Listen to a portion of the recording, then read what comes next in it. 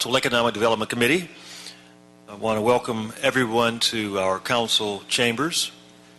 Pleased to be joined by my colleagues, Vice Chair Paul Conqueror, Member Paul Koretz, Nuri Martinez, and Jose Huizar. Mr. Clerk, why don't you call the first item, please? Item number 1 is joint reports from the Office of the Chief Legislative Analyst and the CAO relative to establishing a minimum wage for all employees working in the city of Los Angeles and peer review of the independent studies on raising the minimum wage and the economic impact on the city.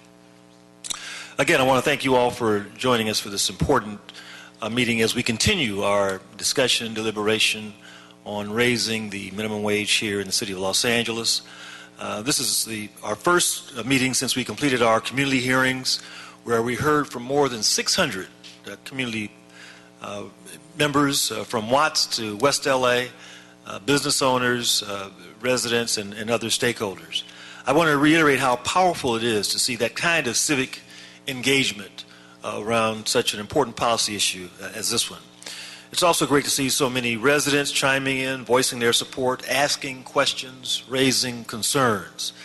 That feedback is invaluable as we delve deeper into how we would like to implement a new wage policy that has the potential of lifting some 600,000 Angelenos out of poverty, nearly 80% of which are people of color.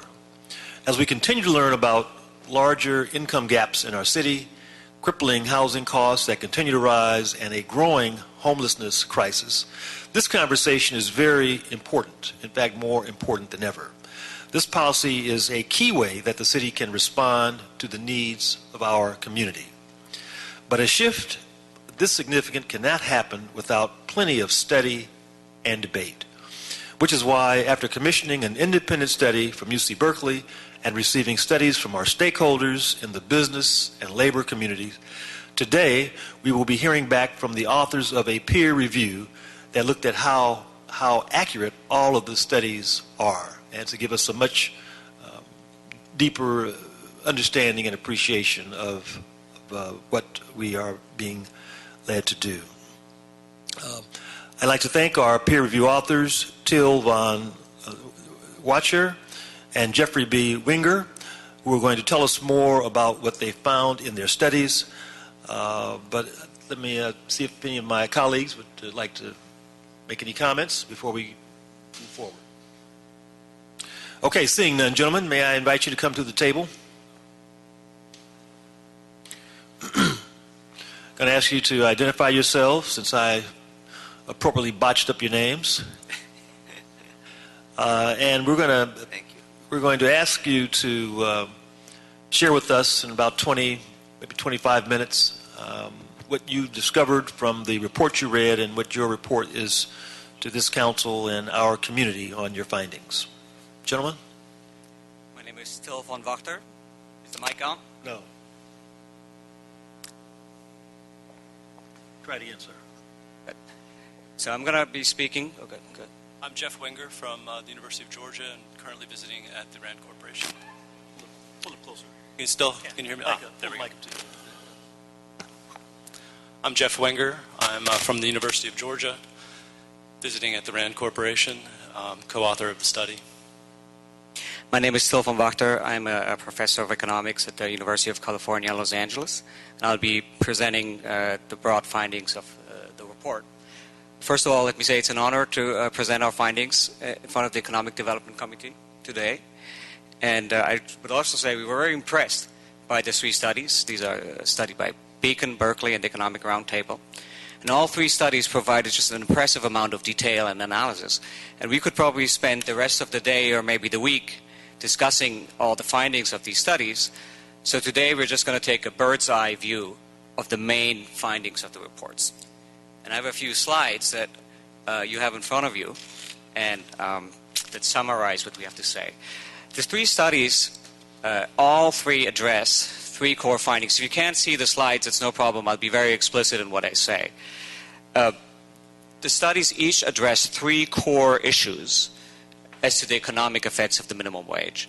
The first issue, how many workers will benefit from the minimum wage increase and by how much. The second issue is, are there any negative consequences of the minimum wage for employment? And the third issue is, to what extent these effects depend on the geographical situation of the Los Angeles labor market. We will also, at the end of our brief presentation, summarize some of the implications of the studies, the recommendations the study have made for the implementation of the minimum wage. Now, there are many recommendations, but there's less hard evidence that we could have evaluated at this point. So we will be brief, but we will talk about monitoring the potential role of small firms and nonprofits. And I should say, throughout, I will be talking about two scenarios. A scenario of $13.25 by 217 and $15.25 by 219. Now let me start off by giving you the main conclusion of our report. And the report is very much detailed, and today I'm just giving you the bird's eye view of what we find. The good news is that the three studies are in broad agreement that a large fraction of workers in Los Angeles will receive a substantial increase in pay, and I'll talk more about that. The two studies disagree substantially on the potential impacts on employment, and I'll talk about that as well. We find that the Berkeley report is the most thorough, and its finding is consistent with a broad literature on the effects of the minimum wage, so we find that the likelihood of small to moderate employment effects is the most realistic of the three scenarios we were asked to evaluate. However, our third point is that there is necessarily uncertainty about the potential effects of the minimum wage on the economy in Los Angeles, and the existing literature cannot be used to exclude potential negative effects. These effects are unlikely to be as negative as in the Beacon report, for reasons we'll explain below. But the uncertainty is partly due to the geography of Los Angeles. The uncertainty is also partly due to the fact that the proposed increases are quite substantial compared to the history of minimum wage increases. And so necessarily the uncertainty is lower with the smaller of the two proposed increases. Let me start with the good news. All three studies agree that a substantial number of workers will benefit from the minimum wage increase. And there are important details in which the studies differ, which I'm not going to spend time talking about. Instead, I'm just going to give you the broad summary, which is in the middle of these slides. No matter which scenario, the 217 scenario or the 219 scenario, a large fraction of workers working in the city of Los Angeles will see large increases in wages. We're talking about 30 to 40% of workers in 217, or even up to 40 to 50% of workers in 219. So that's a substantial number, and we'll talk about the potential benefits of this. It's worth keeping in mind that even the smaller of the two scenarios, the $13.25 by 217, covers more workers than most of the existing minimum wage laws in effect in other cities. And the Berkeley report has a very nice discussion of this, but the $15 minimum wage in Los Angeles is predicted to cover 23% of workers, whereas the $13 minimum wage $15 minimum wage in San Francisco covers 23%. $13 minimum wage in Los Angeles covers about 30 to 40%. And this is because the Los Angeles labor market is just a more unequal labor market. And so you get more bang for the buck, so to speak. But it also means, as we'll come back to it, that these considered increases are quite large given existing evidence. So that's the good news. The studies have quite opposed implications for employment, where Berkeley finds moderate employment declines over either the 217 or 219 scenarios. Beacon finds a substantial potential decline in employment for the 217 scenario, and the Economic Roundtable suggests that the minimum wage could have lead to a substantial increase in employment. And now you might ask, how come that three studies using similar data looking at the same potential legislative scenarios come to such different conclusions? And we looked at two aspects why the studies could be so different. The first one is they use different methods, and we come to the conclusion that the method is unlikely to be the difference. But to implement these methods, all of these studies have to make some choices as to inputs into their predictions. And this is where the differences come in. And this is a hard problem. And the reason is that there are just many, many possible estimates of the effect of minimum wages on employment out there in the existing academic literature. So just to give you a sense, many academic studies find no effects of minimum wage increases in employment, but there are several that find negative effects, some find even positive effects. And this range of possible estimates is consistent with the broad range of contrasting prediction from economic theory. So while customarily we're trained thinking that minimum wages should have a negative effect on employment, that's actually not necessarily true, and that's reflected in the existing literature.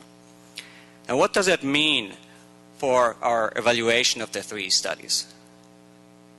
Well, our overall conclusion is the following, and this is based partly on our own estimates based on the previous academic literature. The first conclusion we draw is that the Berkeley study is based on a standard model and has very well motivated choices of inputs, and in fact their findings of moderate negative employment effects is consistent with the broad existing literature. We also think that there is a risk of negative effects, so the existing literature cannot be used to exclude some potential somewhat larger negative consequence for employment. However, these negative consequences are smaller than in the Beacon study, and the reason is, as I just explained, the Beacon study just picks a much more negative estimate in the existing literature of the effect of minimum wages on employment.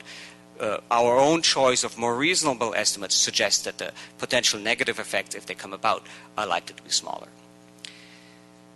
There might be positive effects, as suggested by the Economic Roundtable, but given the existing literature, we view that as a best-case scenario. So, might be possible, but rather unlikely. Now, our fourth point is that there is uncertainty in these predictions, almost necessarily. It's just hard to predict the future. It's even harder to predict the future in such a complicated labor market as Los Angeles. And so there's one source of uncertainty is the complex geography, and I'll talk about that. But another source of uncertainty is that these suggested minimum wage increases are just larger than what we have seen in the literature. That is not so much true for the $13.25 increase that sort of corresponds to several increases that have been studied very thoroughly, but certainly the $15.25 increase is among the larger increases, and we just have little guidance from past experience. Let me just spend briefly talking about the role of potential spillover effects and of the boundaries, because the city of Los Angeles is part of the county, and this is a question that often comes up. All three studies address this point quite thoroughly. We find the summary of we find the analysis of the Berkeley report the most thoughtful and thorough given the existing literature. And at least in the short run, the bottom line is that there's unlikely to be a lot of migration of consumers out of the city because the price effects that usually arise when you raise the minimum wage are likely to be small, and the cost of driving around town to shop for cheaper products is quite high. It's also unlikely that a lot of businesses are going to simply move out of the city because of the higher costs, and that is because the impact on costs on average is not that large. There will be some businesses that are very much affected and they might be moving, but that's more likely to be a long-run scenario. And all three studies, as the last point, are cognizant that a substantial fraction of individuals working in the city of Los Angeles do not live in the city of Los Angeles, so part of the benefit will accrue to the county. But the estimates of the economic benefits, especially in the Berkeley study, take into account this spillover effect of the benefit. And so these are net effects for the city of Los Angeles, given that some of the positive effects occur outside of the city. So as a conclusion, all three studies do a very nice job at discussing the potential spatial spillovers, but I think our best interpretation of the existing estimates are short-run estimates, not long-run estimates. The long run is much harder to predict. Let me spend 2 minutes, because I know these are very important points, on a couple of issues on implementation. The studies all make several recommendations which are contained in our report and in the studies themselves. I'm just going to focus on two aspects. The first aspect is monitoring. It's important to monitor the effect of the minimum wage in Los Angeles for several reasons. First of all, if we monitor the economic consequences of the minimum wage, we mitigate some of the uncertainty that is inherent in these substantial increases. We also can check whether the city is on track, whether those people who are benefiting, supposed to benefit, are really benefiting. And we can also isolate which groups of workers or which firm might need any further assistance, or whether the law needs to be revised. Now, to have effective monitoring, we isolated two components. First is it's important to establish a data collection framework. So the first step is to gather the necessary data so that we can actually see who is affected. And the good news here is that the city already collects a substantial amount of data that could be used if the necessary legal framework is present. And so there is a bunch of data we can use to study the minimum wage effect that comes for free. There is, however, one piece of data is missing, and that's information on hours worked and hourly wages. So it turns out, very hard to measure who receives a wage increase from the minimum wage. And we propose a collection of new data for the workers in the city of Los Angeles to establish the direct effects of the minimum wage. Now, the second thing we think needs to be done for effective monitoring is to establish a commission whose job it is to monitor the minimum wage and to use this data. And such a commission could also make suggestions as to the potential triggers or any delay that could arise if certain economic circumstances take place.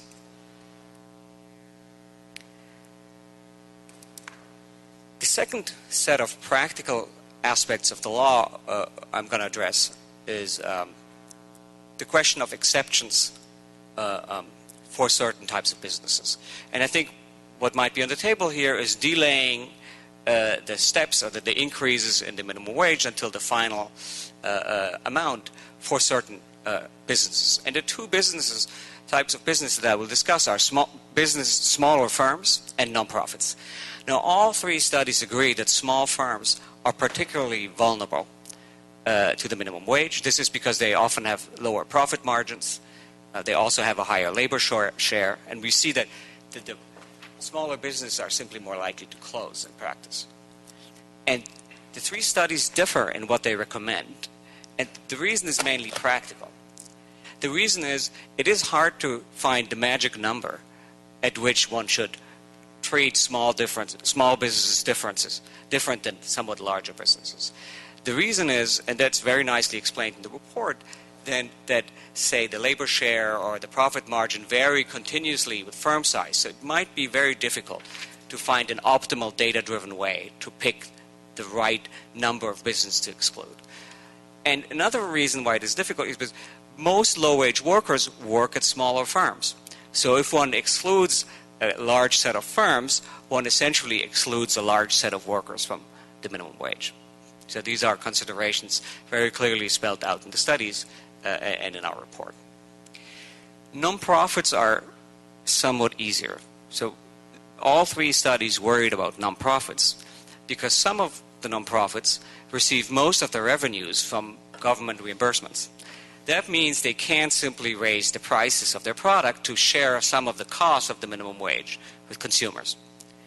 Now, all three studies are very clear that not all nonprofits are in this situation.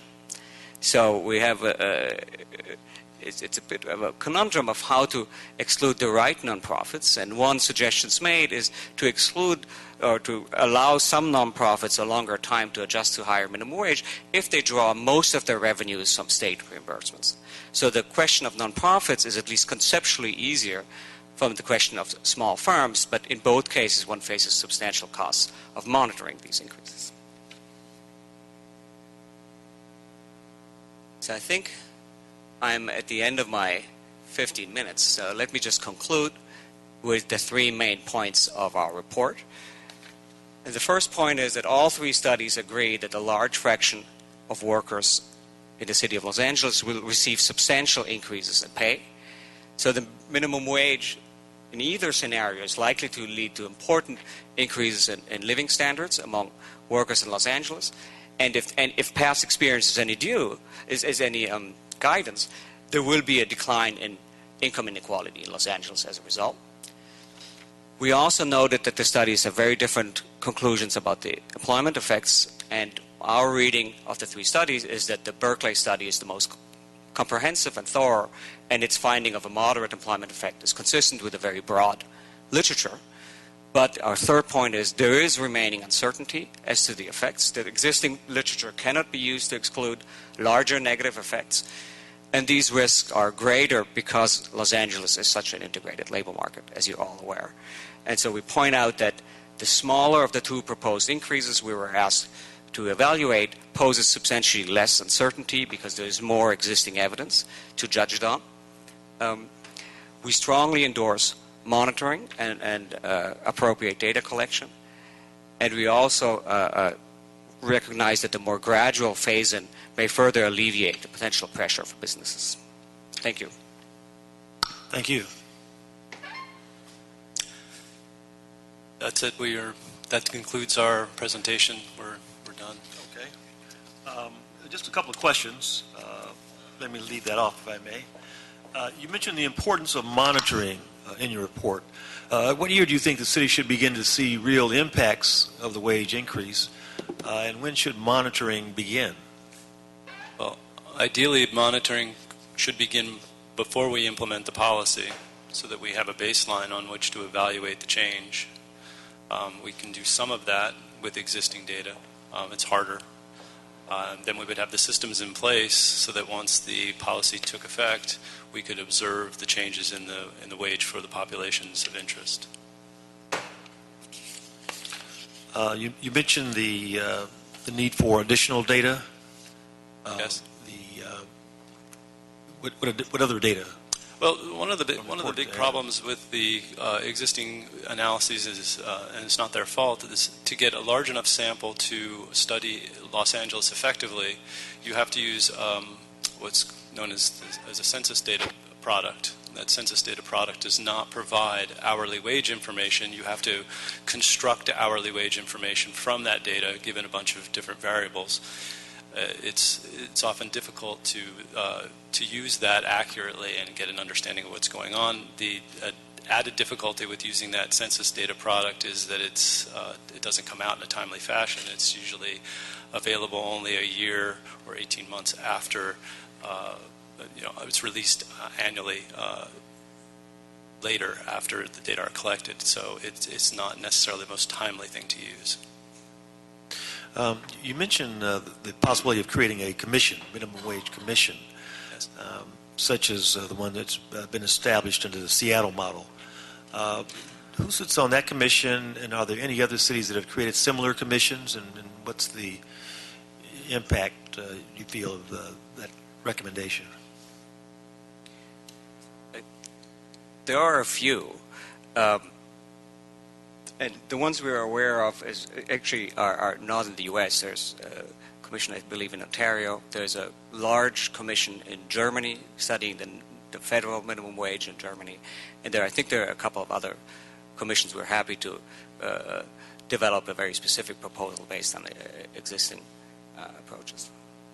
But no other examples aside from Seattle in the U.S.? Not that I'm aware of. There was in the past a national minimum wage commission from the 1970s. At the federal level? Or? Federal level. On page, my last question, on page 17, you say that we should have complementary programs that could support workers and businesses in the event that the potential adverse effects of the minimum wage are stronger than anticipated. Can you elaborate on the types of programs you're referring to? Yes. This is somewhat easier on the worker side than on the firm side. But one concern is, of course, that the minimum wage might not provide sufficient income support, and it's worth exploring other sources of programs that complement the minimum wage. I'd like to put in a plug for data collection. It would be very important to know where workers in the city of Los Angeles need additional support. One obvious source, I believe, is support in terms of public housing and rents. Another source of support is in terms of childcare subsidies, and that would address the point that some of the nonprofits that might be affected by the minimum wage actually provide childcare services that are vital, especially for low-income families. Another source might be public health clinics. And these clinics, as the Berkeley report points out, are often cash-strapped, to use a simple term. And it might be that some businesses, there's not a lot of evidence, but some businesses might produce their own healthcare coverage. So some workers might not be covered by the ACA, and as a result, there might be need for healthcare. But to sufficiently target these additional programs, it would be very helpful to have a Los Angeles-based study of workers and families to find out what their needs really are. On the firm side, I understand one approach that has been suggested in the Berkeley report is to allow firms to apply for a waiver if they are in difficult conditions. So apply for a delay in the minimum wage. Of course, that's hard to implement. I think this would be a great opportunity to talk to stakeholders, what they think could be helpful to especially smaller firms. I'm thinking that many of these firms are just running their business day to day and could use some help that would be, in general, provided by a consulting firm to streamline their businesses, and the minimum wage in some way is a great chance for many firms to become more efficient and better use their labor, but they might need some support, and this could be simply logistical support, and they neither generally have the time, right, nor the funding to go to a consulting agency that would provide such information, but that would be natural for the city to look into providing these type of support for especially smaller firms. Thank you. Mr. Conqueror? Thank you very much. I think we've really gotten a wealth of economic information in this committee on this policy. Between the three original economic analyses and now your peer review, it's really very helpful. And I want to thank the chair for setting up this process, because having peer review really allows us to evaluate some of the assumptions that are done in the other reports without any commitment to outcomes. And so I really value that. So thank you. I've got a lot of questions. Let me get through a few of them, and then maybe I don't want to monopolize the time, but you just a moment ago talked about changes, particularly for small businesses, in creating efficiencies, being compelled to create efficiencies because of the minimum wage. And that causes me to think about employer behavior as a reaction to this policy in general. One efficiency that employers, and particularly small employers, are likely, I think, to impose would be changing work schedules to reduce overtime hours, for example, in order to reduce their overall payroll, or reducing, to those who pay benefits, maybe reconsidering the payment of benefits or changing it. So there are some efficiencies that will have an adverse impact on employees. Would you agree with that? On employees or on employers? On employees. That the employer will, in the interest of efficiency or preserving profit margin, take other steps to, in part, offset the cost of increased minimum wage at the expense of the employee. That is a very good point. And all the three reports we took a look at recognized the possibility, for example, that firms reduce other benefits. That was one example that you mentioned. Now, the existing academic literature does not find that to be a very strong component, but that does not mean that it couldn't be. It is true that the workers we're talking about here usually don't have a lot of firm benefits that could be reduced. So it's really going to be a question of hours and overtime. I was going to get to your second point. That's a very good point. The Berkeley report looks at the net effect on employment, so subtracts out the employment effects. I do not believe that they incorporate the potential change in hours, and that is an obvious margin that might reduce somewhat the beneficial effect. It's hard to see how, given the workday might consist of 8 to 10 hours, and maybe a 1-2 hour reduction, that sort of over a year completely offsets the negative effect, the positive effect, right? So the net effect is likely to be positive. but that is a possibility and an uncertainty. I would like to say that what you haven't raised the possibility that at the same time that the employer behavior changes, the worker behavior may change. So there may also be efficiency improvements at the worker level, or the firm might more efficiently employ the labor, leading to a less of a need to cut overtime. More worker satisfaction, less mobility, less turnover costs. Exactly. Less shirking. I mean, things that one aspect that many people are not aware of, the academic literature in economics has an increasing finding that there's an incredible amount of heterogeneity in how firms operate, even within very similar geographic regions and industries. And within this heterogeneity is in part in profitability. So there are some very productive and profitable firms and some firms that are not very productive. And everybody's very puzzled as to why that should be, but part of the reason seems to be the quality of management or the education of management. It's a very active research agenda, and that fits very well with sort of recent economic theories that such a constraint such as the minimum wage may lead some firms to become more efficient and more productive. Again, there's no direct evidence of this in the reports, but it is a very valid hypothesis, and there is direct evidence on the decline in turnover. I'm sorry, I was just going to speak to this minimum wage, the overtime issue. One is that firms already have a large incentive to avoid overtime given the premium that's associated with it, and time and a half. But you're now increasing the base of their salaries of their hourly wage over the course of 40 hours and potentially cutting their overtime hour maybe by just a few. So you're raising one and taking away with the other. The net effect of that is unclear. Given that most firms already optimize over that, they in essence try to avoid overtime if they can because of the wage premium associated with it. They tend to only to employ people in overtime hours when they have conditions that they can't predict, or they have demand for products that that don't require permanent increases in staffing. And that's not going to go away under a change in the minimum wage law.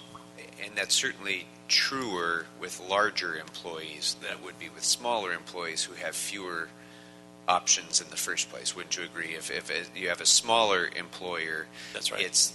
They're more likely to be dependent on using overtime to meet the labor needs. They have less flexible supply of labor. Yes. So I wanted to also ask about employer mobility. Because the studies talked about border businesses and how apt they are to move, and I think you correctly note that for the most part that's not a lot of incentive. The costs of moving more than offset the cost of wage changes, and most businesses would not be likely to move, and I agree with that. But what the studies I don't think really touched upon, and I'm not sure if you did either, is not moving, but siting decisions, because we're in a growth economy now. We have new businesses. We have a net increase in the number of businesses in Los Angeles every single year. Businesses are making decisions about whether to locate in Los Angeles or Dallas, and more important to me, whether to locate in Los Angeles or Burbank. And we're trying to track these businesses in order to secure their sales tax revenues and all the other things that help our budget. So when a firm is making a decision about whether to open on the west side of Clybourne or the east side of Clybourne, I agree that they're not likely to move once they're there. But when they're making the decision where to open, wouldn't you agree that a substantial differential in the wage base is going to be an important factor in making that decision, and whether or not the city of Los Angeles or the city of Burbank realizes the sales tax revenues and other benefits that come from that? I think this is it's difficult to know in the sense that it depends on what the share of the labor input costs are for the business, and sort of in essence how sensitive they are to that input for their business model.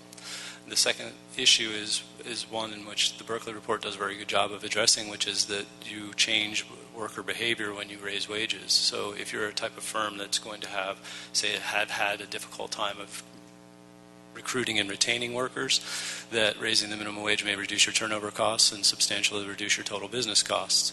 So it's an open question. Sorry, I've heard that point made before. Yeah. Let me just Okay. push back a little bit. Yeah, please. If that's important to an employer, the employer can already make the decision to pay a higher raise. I think it's very difficult for, I think it's extremely difficult for a small firm. I'm sorry. That the minimum wage does not affect, if that issue is a material issue and whether or not a business is going to locate here or here, it can already do that on its own. It doesn't need government to tell it what its minimum wage should be. It can pay a higher wage in order to secure a reduced turnover rate. No, because I expected that question, and it's a very good question. We clearly only have a partial answer to it, but the view that most businesses are already doing what's best for them, I think is not the view that modern economics has of businesses. And by the way, this goes back to the 50s of Armin Alchian at UCLA, is that there's a large amount of heterogeneity in how firms operate. And that certainly a firm, no, but maybe there's different types of businesses and different ways of operating. And this has been called the high road versus low road practices in terms of human resource management, in terms of wage paid, in terms of profitability. And this is an ongoing discussion. All I'm saying is it's not necessarily true that most businesses would have already raised their wage to get improvements in wages or turnover. That's all I wanted to raise. My point is that if that were the critical issue for an employer in making that decision, they could already do that without help. But it does come as a little bit of surprise to me to hear you suggest that economic theory, that the body of economic theory suggests that businesses are acting irrationally. I thought that the whole basis of economic theory was that businesses do react and the marketplace reacts rationally. I apologize if I was confusing on that point. This is not the theory. This is the empirical analysis of firms. And over time, in the 50s and 60s, we mostly had worker data. And now economists have available an increasing amount of firm-level data. And we are puzzled as a field as to the amount of heterogeneity we see. And there have been large-scale U.S.-based and international surveys of management practices, of a range of firm practices, that at least suggest that it's not completely obvious that every firm at every given point in time will be fully optimized. And over time, the not-so-optimized firms will go out of business. And so on average, in, say, a cohort of firms, the best will survive, and those will be the most efficient. But that's the process that accrues over time. That's the process that Armin Alchian raised in the 60s before any theory came about. But that's the only point I wanted to make. I completely agree with your statement that if lower turnover was crucial for a business, and they could just pay higher wages, they would probably do so, and some businesses do so. So I think that's a valid point. But I will say that if you're a small firm and you're trying to attract higher productivity workers via the wage, it may not necessarily be as easy as simply raising. You have to get a supply. It has to meet the demand as well. So workers have to come to you, and you have to let them know that, in fact, these higher wages are on offer. And so this is a signaling mechanism that goes along with the minimum wage that may be beneficial in that sense. I mean, another point, we worried about this question of new business openings, too. Because as you say, well, existing businesses might find it too costly to move, but a young, new business might be really free to choose. And what we found is that the Berkeley and Economic Roundtable studies in particular provide very nuanced views here. One aspect is, first of all, the model that Berkeley uses effectively incorporates the opening and closing of businesses because they look at employment at the industry level. So the feedback effects they get from raising the minimum wage, having a multiplier effect, raising the costs, incorporate the change in effectively in the dying of businesses and the birth of businesses. So we have the net effects in principle. That said, it will differ, and there's a nice overview in both of the Berkeley and the Roundtable studies by industry quite substantially, because industries have different labor shares and have different shares of low-wage workers, and they have different ability to raise their prices, and some will really want to be close to their customers, whereas some don't. A low-wage apparel firm with a high labor share may compete in the national markets. They do not need to be close to the customer. They might just pack up and leave. Many other service businesses that are an important chunk of the economies want to be on Wilshire. Exactly. That's an important area of concern. Yeah. Thank you. I have more, but I know you want to. Yes, we'll move around and we'll come back to you. Mrs. Martinez. Yeah, thank you, Mr. Chair. Good afternoon. I want to get back to the monitoring piece of the preview. The monitoring of the impacts and effects of the program are important, and you referenced real-time data collection. Can you talk a little bit about what types of real data collection you're talking about, or are you referring to real-time monthly accounting for wage and jobs, or what exactly? We're very much in the planning stage or thinking stage about this, where there's no hard proposal that's been put forward, but we were thinking between the two of us that, in fact, the ideal type of data monitoring would be a monthly targeted survey of Angelenos, both in the city and county, that we would allow us to gather information and may importantly oversample low-income populations so that and at-risk populations in general. But we don't have any cast-in-stone proposal at this point. Are you looking at other cities, and how are they doing it? What kind of real data are they looking at? We're not aware that, well, we're in discussion with a couple of cities that are currently doing that now, but we don't have any of the details. We're very much on a learning curve here. The obvious source of data is administrative data collected by the state on employment and wages for establishments, and the establishment address is available. But these are extremely complicated data sources. They are available to some degree with a 3 to 6 months lag, but there are many errors, so they have to be cleaned, and it takes some time.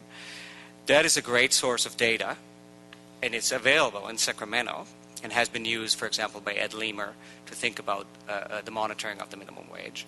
This data source could be complemented with city-owned data sources, such as the Register of Businesses licenses, to get some sense of what's happening at the business level.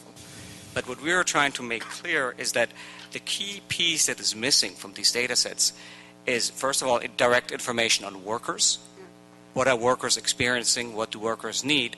And there's information missing on hours worked and the hourly wage. And since the minimum wage is specified at wage by the hour, to know who is affected, whether firms are actually paying the minimum wage, one needs to have some source of information of hourly wages. And there are existing private providers that have existing capacities to run surveys and do so relatively quickly. So if the city wanted, they could be in the field with a survey in May to have first observations on workers in the city and perhaps around the city on their wages, their hours worked, and other characteristics of their lives. And then one could see whether they're being paid more, at what rate, by whom, and what their other needs are. Okay, so we have a lot to learn from this. We don't have all the information. Okay, great. I want to talk a little bit about the phase-in approach. If the city were to delay the phase-in increase by a year or more, does that help minimize the range of uncertainties because it's a smaller percentage growth in the dollar amount? Or does it make it more uncertain because we're actually looking at a farther implementation date? Or does it do a little bit of both? It does a little bit of both.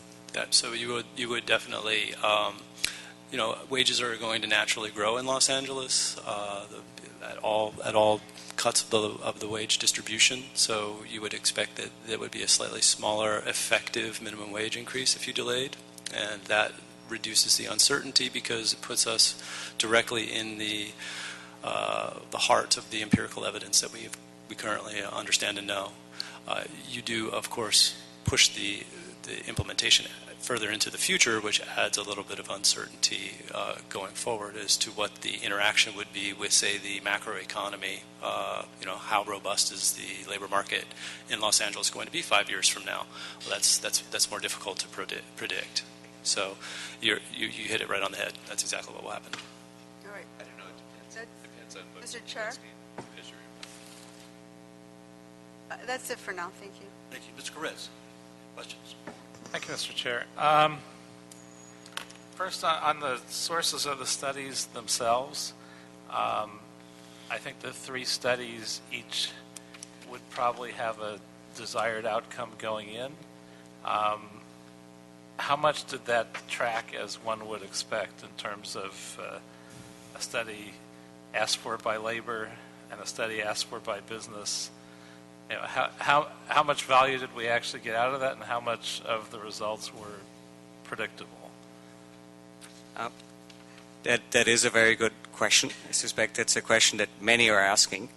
Now, we had the benefit of reading the studies up close, and the way we evaluated the studies is to think whether at each step in the process they made reasonable choices.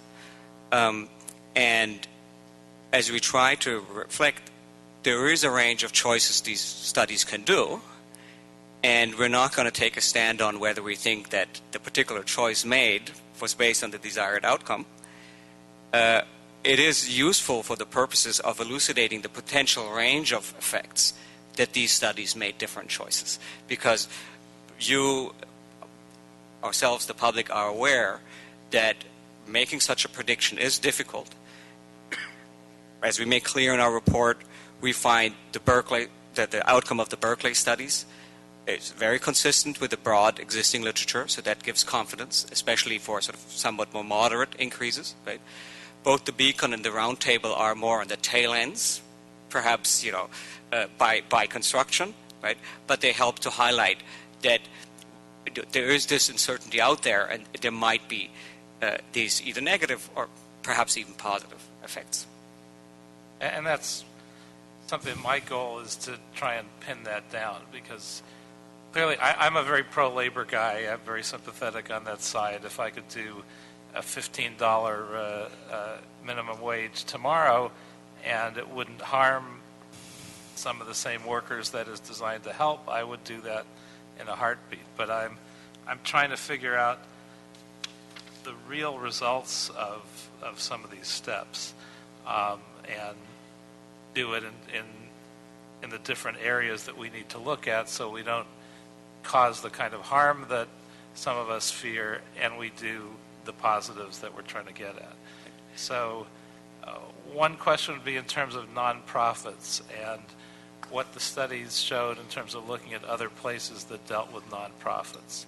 And there's two problems that I see. One, the ones that are funded by state and federal and local entities, everyone is cutting back in those arenas. So what they would need as we increase the minimum wage is the ability to get more funding, and instead they're probably getting less funding. So that's concern one. The other concern is some portions of nonprofits, some of it's all of it, are funded by private donations. And the question is there, what do we look at in terms of spacing, because it's not like they're a business where they can figure out how to make more profit right away, but they can make an effort to raise more money, which is something that won't happen instantly. So how have other places looked at those two pieces of the nonprofit world, and how did they respond to that? Sure. I think the way in which Till and I have conceptualized the nonprofit issue is to think about two types of nonprofits. And this is a very gross generalization, but I think it's useful. One type of nonprofit actually charges a price for the goods and services it provides. So you're a nonprofit hospital, you're a university. I guess it's best that I'm giving this answer since he's from UCLA. And so you can simply, and much of the minimum wage literature talks about the way in which firms cope with the increase in the minimum wage is they pass the increases on through prices, at least some portion of it. Some portion of it is taken up by efficiencies. In the other cases, nonprofits have no capacity to pass through via prices. And that's the issue I think is really vexing. You need a place where this firm or this nonprofit no longer has a way to increase the amount of money it's getting by charging more for the services it's providing, because it doesn't charge for the services it provides. Now we need to figure out a mechanism by which we can give them some kind of relief. One way is to work with the state, the county, to increase reimbursement rates. So, but we don't know how politically feasible that is. And another way to do that would be to delay the phase-in of the policy so as to give them some direct relief. And maybe a combination of both that are most effective. And I'm still not sure how well all of that works. So it's certainly a concern, but I think we want to take that into account, because these are sort of the good guy agencies. Some of the people that work for them recognize that they struggle financially, but they get to do good things for society. So there's a little bit of a psychic benefit for some. Under the ideal circumstance, maybe passing the minimum wage would reduce the number of people dependent on those services. One would hope, depending on what it is. I mean, and that's a factor in almost everything. When you look at this, you take a step that you think will be a negative, and there's a positive with it. As you said, I don't know that most businesses would suddenly increase their wage to reduce turnover, but there's no doubt that there'll be some reduced turnover from this, and some positive. So there'll be positive and negative side effects. I think we just have to try and anticipate them through this process as best we can, so we do the most good and the least harm. Agreed. I was just going to add to, so on the very first point, both the Berkeley and the Roundtable studies have a very detailed discussion on industries and which industries they think they are most affected and for what reasons. And we found those very informative and very nuanced. And so I think these studies give ample material to flag potential industries, and nonprofits are among them, especially those nonprofits who have reimbursement rates. So it's not entirely clear that the studies necessarily fall along the lines as you would expect, in that sense that they clearly acknowledge, some industries will be more affected than others. The other thing, existing minimum wage ordinances are all over the map when it comes to the treatment of nonprofits. And our understanding is that more often than not, nonprofits are treated as other firms. But there are some notable exceptions. And the other thing, you mentioned a delay for those that get private funding. Of course, allowing for somewhat of a delay would help these nonprofits to go for other funding sources, especially private funding sources. But we were struck by a point that the Berkeley report raised, that in many of these nonprofits that provide personal services, high turnover is common. And that affects the quality of care, because you'd want your child or your elderly or disabled to have a stable caregiver. And if raising the minimum wage helps to reduce turnover, that might increase the quality of care in certain types of services. Right, and obviously we'll be happy to see people that supply in-home support services to people, and that thought making more than the pittance that they make for very difficult and important work. So that certainly would be a good example. How about small businesses? Oh, actually, let me go back to one last question on the nonprofits. Has anyone done studies to track the result of these different approaches to nonprofits and how the nonprofits have done, and whether they had to reduce services, whether some weren't in a position to take any responsive action and went out of business entirely? Has anyone done the follow-up studies to see how they did in various scenarios? There's very little research on the effects of nonprofits as a result of the minimum wage, owing, I think, largely to the fact that the municipal minimum wage is a relatively new and relatively rare phenomenon.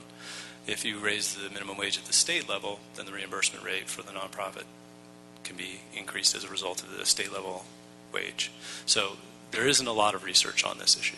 So the entities that have done it have just taken their best shot and their best guess as to how to most appropriately deal with this. Yes.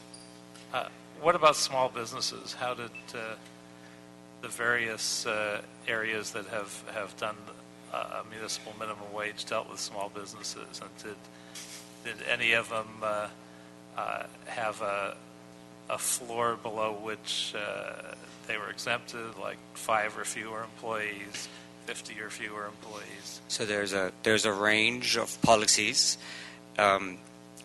Rarely is there a wholesale exemption, meaning that no minimum wage has to be paid. More often is there a delay in the implementation, or businesses below a certain either size cutoff or below a certain revenue amount. And when it comes to what type of cutoff, there's a range of approaches. Perhaps the largest cutoff is in Seattle, which delays implementation for all firms that have less than 500 employees. And if, the report data in the report speaks very clearly on this, if you do that, a very large fraction of low-wage workers experiences a delay. It is somewhat more likely that the cutoff chosen is lower, between 5 and 10, or somewhat larger than that. I have it here. San Francisco delayed phase-in for firms with fewer than 10 employees. Seattle for firms with fewer than 500 employees. Santa Fe with fewer than 25. But then they later reversed that in 2007. So there's been a variety of ways in which cities, municipalities have dealt with this issue. Yeah, 500 obviously would be ridiculous in Los Angeles because we're such a small business-focused city that would eliminate a huge It was chunk. a 1 year delay, if I remember right, in Seattle. So the small businesses, fewer than 500 employees, got to phase in 1 year later, depending on whether or not they paid their employees also provided their employees non-wage benefits. So there was sort of a two-tier system: size of firm, and benefits and no benefits. So to the extent that that's been discussed, it was an exemption for relatively tiny businesses, of which there are a good number in Los Angeles, but 10 employees, 25 employees. Right. And how do we deal with tipped employees? That's still a concern of mine, especially in the restaurant industry, because we have so many restaurants, and we know that they're on relatively small margins. So trying to figure this out and figure out if we can just handle them as everybody else, or whether we'll put a bunch of people out of business. I think that's one of the things we need to sort out. How did other places treat tipped restaurant employees? My understanding is the state law requires them to be paid at the minimum wage, which is a tipped minimum wage, and there's no tip credit as currently allowed under California law. But I think that's not an answer to the question, right. And there are opinions on both sides of whether that's actually the case, or right. whether there are ways to do it. So what did the places do that had the ability to deal with the issue?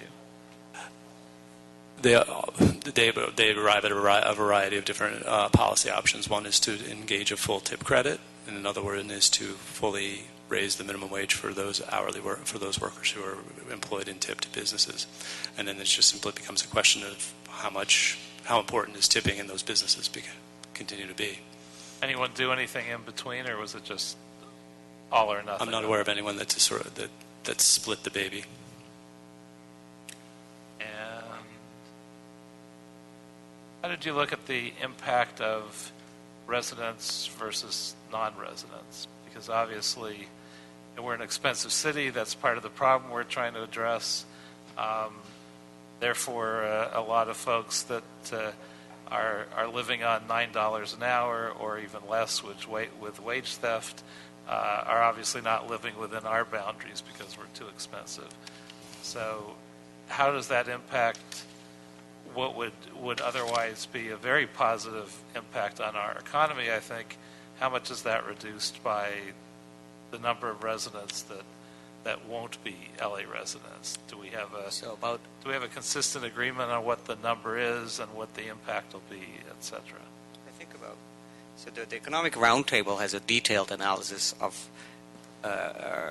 residential patterns that adds an entire layer of data collection, and they went to considerable trouble to isolate people who work in the city of LA, people who live in the city of LA, and about somewhat more than about half of the people working in the city do not live in the city. So part of their expenditures will occur outside of the city, and part of the sort of the benefits in terms of higher wages and the higher expenditure will accrue in the county. And Berkeley's estimates take that into account.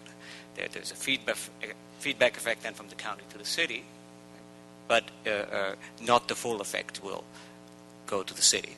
And that's an estimate for low-wage workers that we're addressing here, as opposed to all city workers, right? There's a higher proportion of low-wage workers living in the city among people who work in the city. So an over-proportional amount of the benefit will remain in the city. That's a very good point.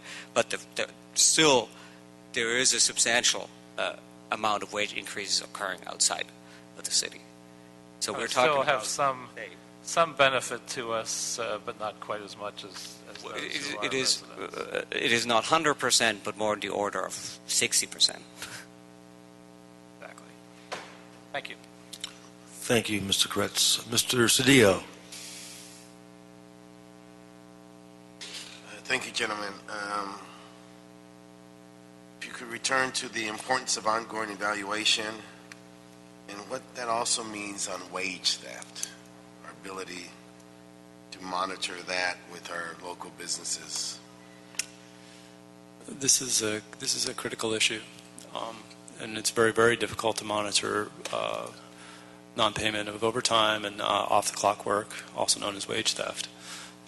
We currently don't have adequate data systems in place to assess who's not being paid for work that they're doing or who's not being paid properly for the hours that they work.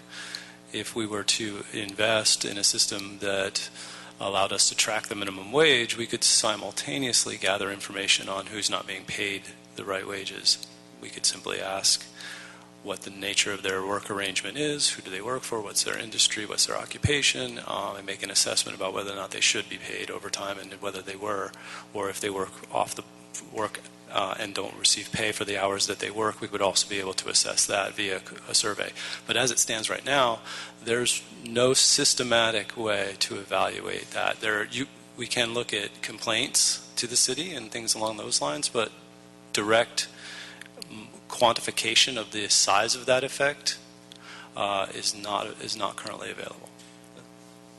But it could be available Right. with the type of data we're suggesting, in the sense that both for enforcement as well as for the analysis of wage theft, having individual level data on what people say they worked and what the hourly wage would able to enable us to pin down, say, which sectors, which areas, which type of workers might be affected, allowing for a much more targeted enforcement. And I think we should be careful here. We would want to be cautious in the sense that people may not always give the best estimates of their own work hours, so we want to be careful about how we go about constructing such an instrument and how we would use it. But I think we have the skills and the capacity to do that, and it's a common data collection method used in the United States.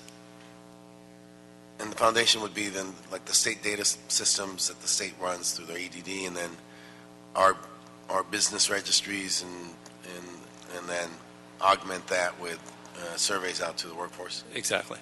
That's the idea. Let me ask you, in fact, I'm sure no one has asked this, but, we're the goal here is to increase the quality of life of all Angelenos, build a bridge between the extraordinarily continuing to grow gap between wealth and poverty. This is a rich city, rich state, rich nation, yet we have tremendous poverty. At the same time, concurrently coming out of a recession, worst recession since the Depression, we don't want to stifle that. We want this. The goal is that the infusion of more disposable income would then benefit business, right? Particularly a business like ours, very focused on service, entertainment, retail, etc. But one thing no one asked, I don't think you asked or anyone, is thoughts about the impact on the working poor, those who work and also eligible for food stamps, also eligible for child care, also eligible for some health care, also eligible for education training, also eligible for perhaps scholarships that are means-based. No one's looked at that, have we? So, yes, please. just real quick.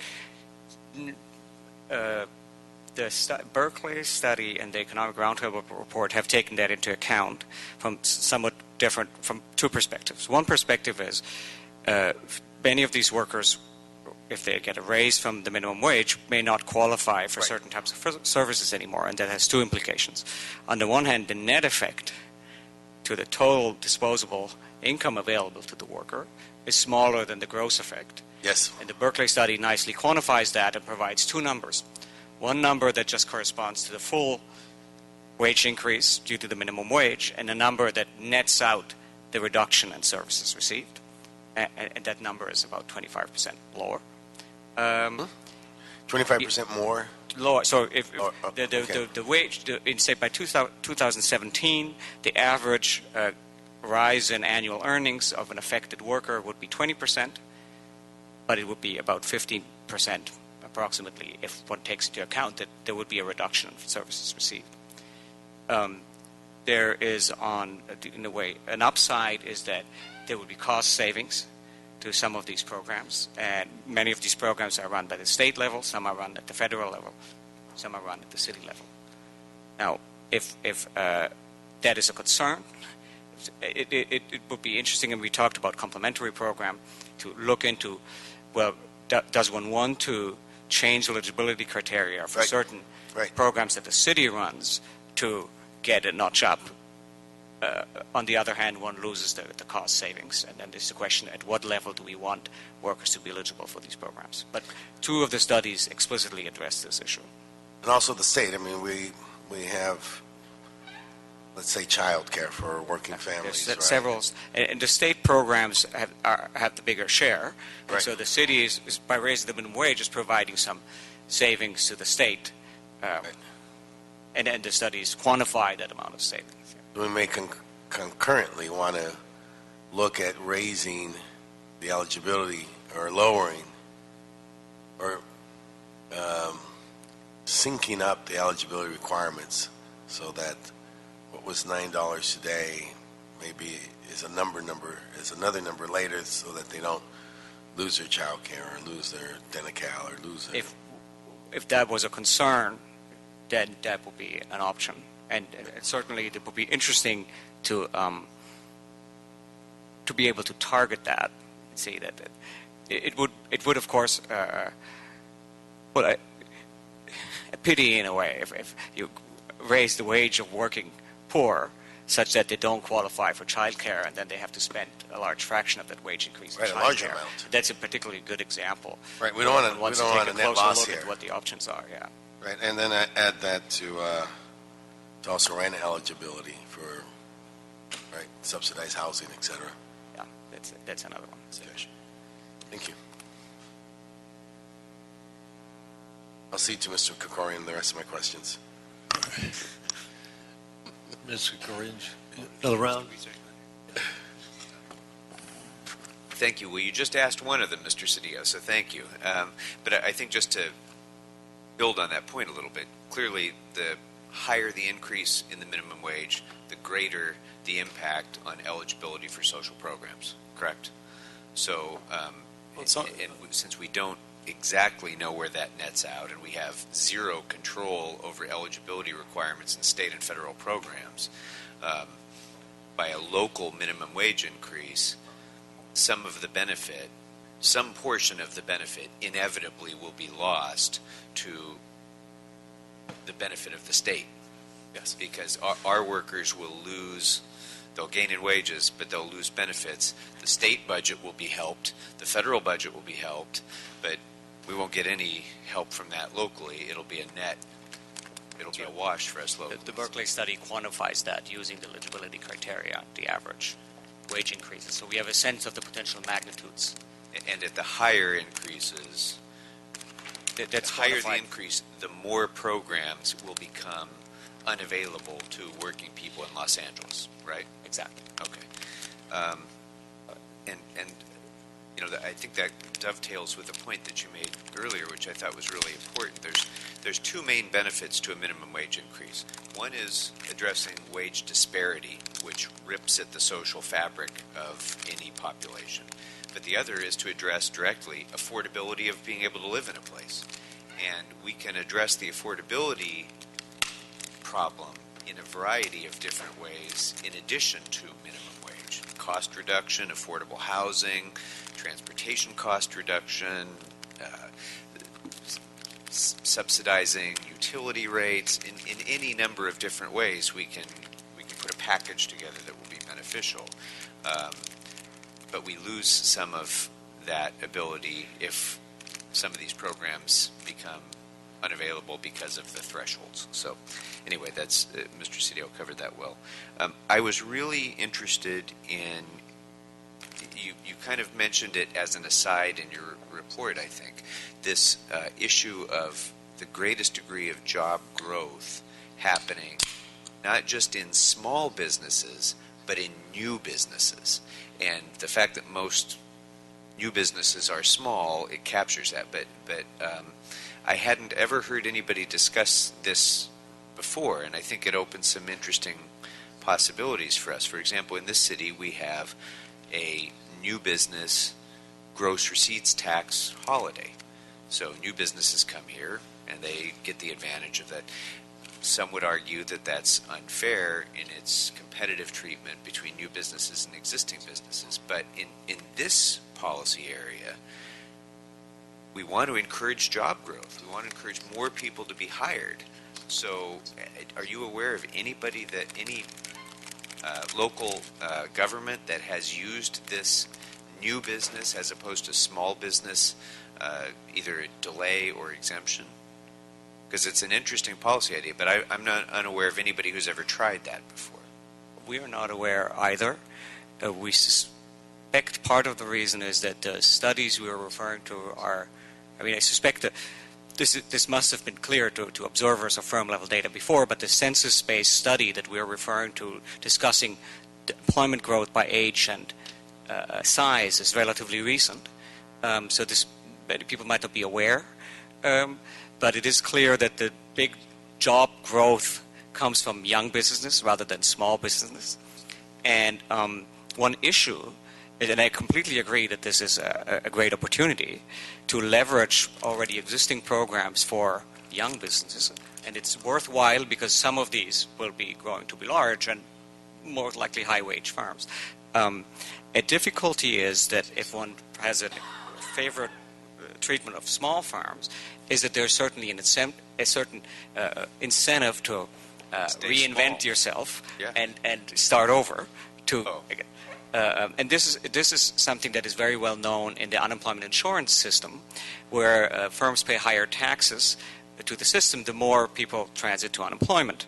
So at a certain age, firms have higher tax rates, and there's an incentive to quit and reopen shop under a new name to reduce your tax rate. And unemployment insurance agencies are very aware and have personnel that goes out and checks whether a new business is really a new business. So one way you could avoid that with minimum wage is not granting an exemption, but granting a deferred implementation date. Absolutely. Now, the preferred status, again, would make it more attractive to be new, but since it's already existing, this problem has been addressed, so one can address this. But I agree that one wants to think of young businesses separately from small businesses, and anything that can be done to limit the impact of minimum wages on young businesses is probably a very sensible thing to do. You had another, I think you just mentioned, I don't remember if I read it, but I heard you mention earlier the idea of basing it on revenue, either gross receipts or net, perhaps net revenue, as to when you implement the increase. Are you aware of anybody who has tried that before? Because that also intrigues me. There, I think this is... I know it's been done before. I'm sorry, I can't remember exactly who it was. I think it was $500,000 in gross revenue was the cutoff, but I'm not able to remember right now what municipality implemented that policy. And the reason I think that it might be useful, and I'd like to explore it more, is because the last thing we want to do is create a disincentive to a small business to go over that threshold and become bigger, which causes a disincentive to hiring more people. But they always have an incentive to make more money. So if it's triggered on revenue, they're going to want to make the higher revenue, even if it does yeah, absolutely. It's hard. Require additional costs. It's harder to control in some sense your exact dollar amount of revenue. Right? We're at $490,000 this year. We should cut back on our effort. I agree. So, again, I want to thank you because this has really been very useful. The one big takeaway, and I think it's one of your major points that you included in here is, and you've laid it out very clearly, is that in this area, as in any other area of economic analysis, there's a margin of error of the unknowable. And in the case of minimum wage increases, the unknowable, and I think Ms. Martinez asked it precisely, and I hadn't even really thought of this, is the way the wage increase amount, the larger the amount of the increase, the greater the unknowables. But also the length of time increases the unknowables as well. So in either event, I think one thing that I draw from that, and tell me if you agree, is that because there's so much of the impact of this that we can't ever really define with precision, the need not only to monitor, but to have policy choices based on that monitoring is imperative to having sound policy.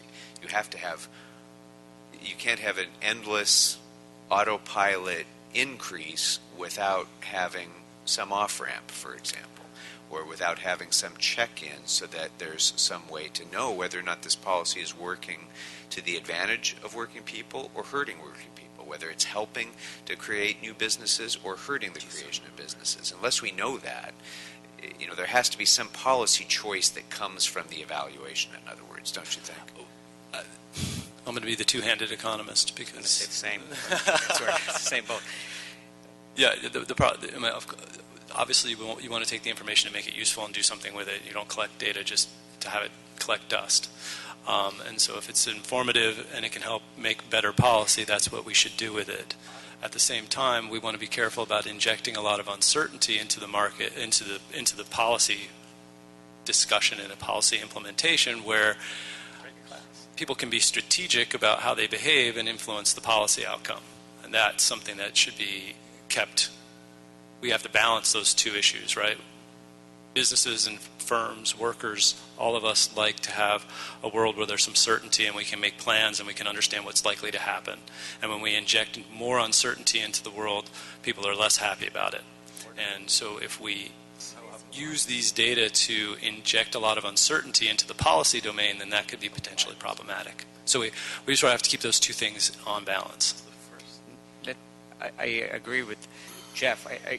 But I think this is a very important point, and perhaps the point that has been least discussed in the three reports, and about which we know the least. Most minimum wage ordinances have an increase to which they go. There's a time schedule, and then perhaps there's indexing. So there's not an open-ended set of increases. There's a new level. That level might be reasonably tied to inflation. So that's a clear policy. And in many cases, there's no inherent revision process as part of the law.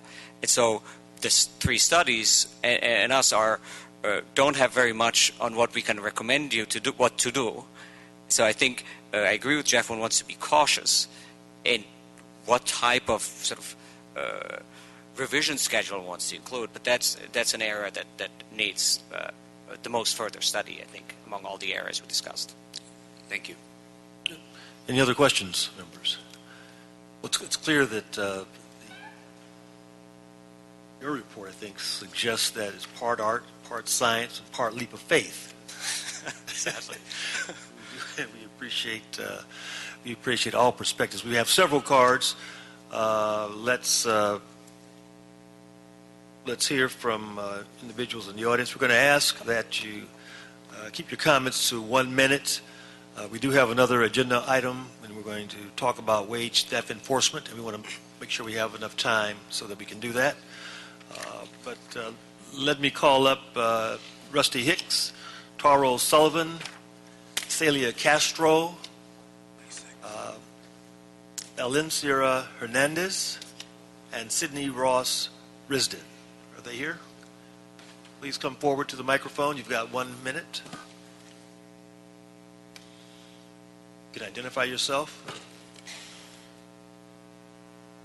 Good afternoon. My name is Isela Castro. I am a United Parents Leader at Green Dot Public Schools. Over the last year, we've been organizing for change in our communities. We've held a number of local and regional actions with public officials to address the barriers to learning that exist outside of the classroom. One of these barriers is the minimum wage.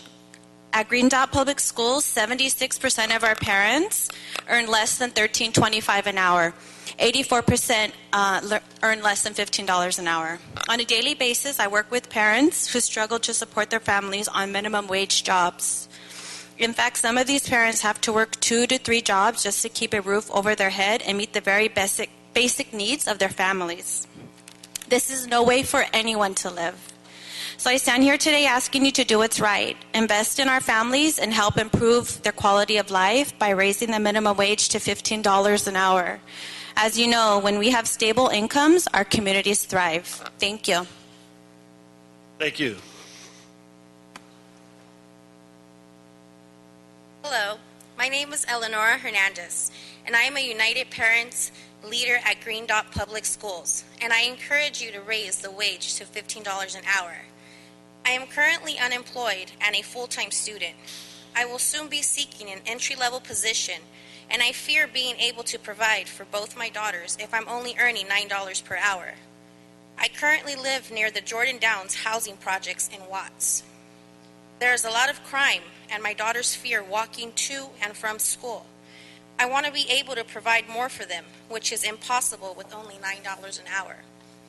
I would have to work 2 to 3 jobs to make ends meet, and I wouldn't be able to spend any time with my daughters. It is essential that you raise the wage to $15 an hour with wage theft enforcement. Thank you. Thank you.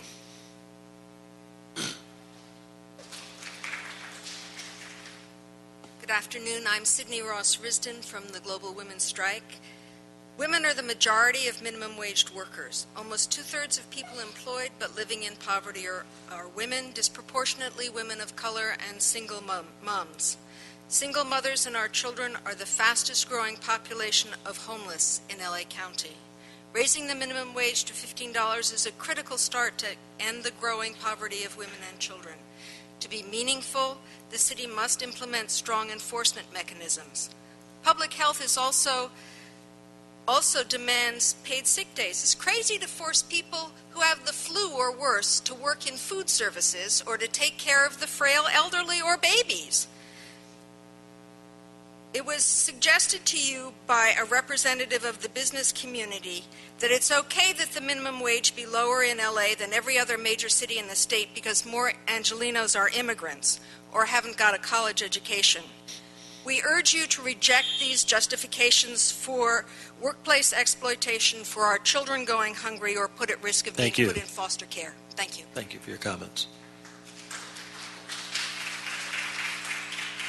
Good afternoon, Rusty Hicks with the LA County Federation of Labor in strong support for $15 an hour as soon as possible, strong wage enforcement provisions, and earned sick pay for workers here in Los Angeles. I know that you're having a conversation this afternoon around wage enforcement, and there are 2 important points that I wanted to bring to your attention with regards to that. You're beginning to go through a budget process, and where the city puts its money really says what its priorities are. And I think if you're going to have true wage enforcement in the city of LA, you've got to make a budgetary commitment to that to ensure that it gets started in the right way. So I think there needs to be consideration of a 7-figure commitment towards wage enforcement that's tied to the increase in the wage. The last point I would make is community groups are so important to this process. A worker that is being exploited on the job is unlikely to come into a hall of power, whether it be the city attorney's office, city hall, and to make a complaint against their employer. They need to be able to go to a nonprofit, a local community organization where they can make a complaint and ultimately collect on what they are owed. Thank you so much. Thank you. Homer Williams, Alex Reza, Lakecia Dukes, Hugo Alderman, and Rosa Ireta.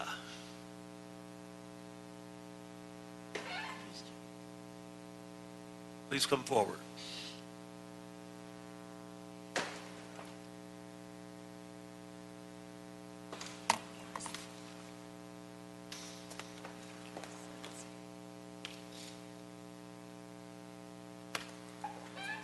Good afternoon.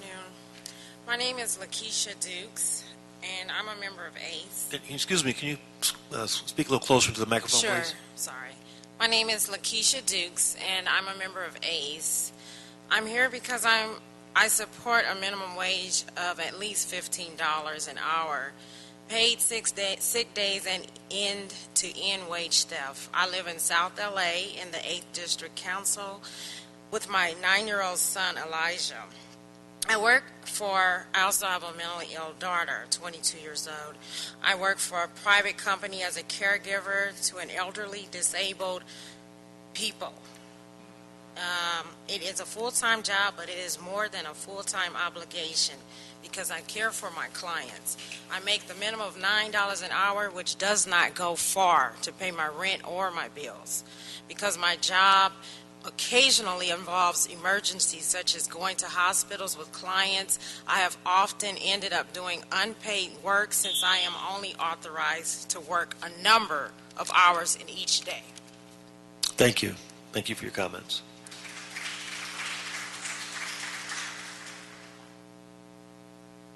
Good afternoon. My name is Hugo Aleman, and I'm a member of Restaurant Opportunity Center in Los Angeles. I have been a restaurant worker for the last 22 years. I support my family and myself. I started as a dishwasher and worked pretty much in every single job position there is in the restaurant industry. I'm currently holding a position as a server in a restaurant, and I'm proud of it. That's my profession. Not everyone can do what I do.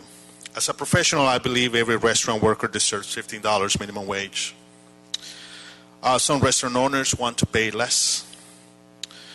For those who make tips, no one deserves self-minimum wage. That's sending a wrong message to people who saying tips are actually complementing your salary every day. I share my tips with bussers, runners, and people in the kitchen.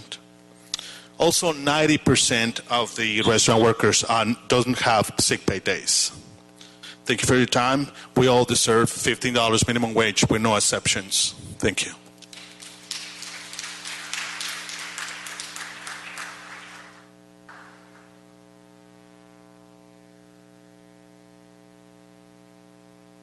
Buenas tardes, mi nombre es Rosa López Iraeta. Hold on. Una persona abusada de... Hold on, please. Momento.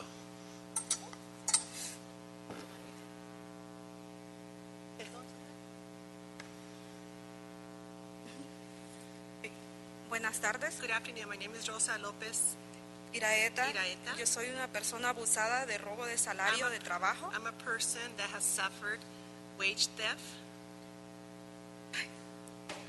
Trabajaba 130 horas a la quincena. I used to work 150 hours every 2 weeks. Las horas no las pagaban como se debía. They did not pay me the hours like they should have. Y estoy presentando esto a nombre de 2 personas, también 2 compañeros de trabajo. And I'm making this complaint also on behalf of 2 other co-workers of mine. Y levanto mi voz para que sea escuchada la ordenanza. I make this comment so that you could approve an ordinance. que se haga justicia. And we want justice. En este caso, llevamos 3 años con el caso y no se ha resuelto nada. We've had this case for 3 years and we have gotten no resolution so far. Que se escuche nuestra voz, que no hayan más personas abusadas como nosotros. And we want you to please hear our voices. We don't want any more abuse in people like or for other people like we've been abused. That's all. Thank you.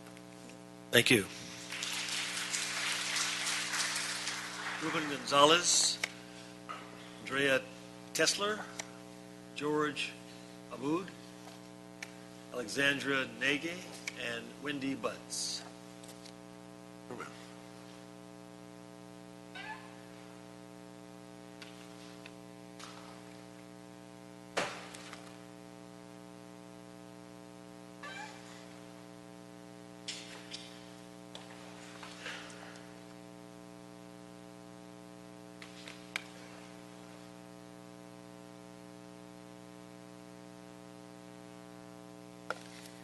Good afternoon, council members. My name is Adina Tesler, and I'm here representing the California Restaurant Association. The one thing that all of the economic analysis reports we've had done have agreed upon is that the restaurant industry is going to be one of the hardest hit industries by any wage increase. The peer review talks about uncertainty, and that but we know we can look to other cities that have already done an increase to see what the impact has done. Like San Jose and San Francisco, where they have a skyrocketing youth unemployment problem because there aren't minimum wage jobs for unskilled youth. Or we can look to Oakland, who's raising their wage to $11.25, and 30% of their businesses are looking at closing. So if we want to talk about uncertainty, we can look to what other cities are doing and then decide how we want to deal with monitoring LA. We've asked you all along to please move slowly, to have a way to look back and monitor what happens to businesses. Also to do things that can help, like a teen wage or a total compensation model. We've submitted a legal opinion today that talks about Labor Code 351 and how it does not apply to the city implementing a total compensation model. Please take a look at it. Thank you. Thank you. Thank you.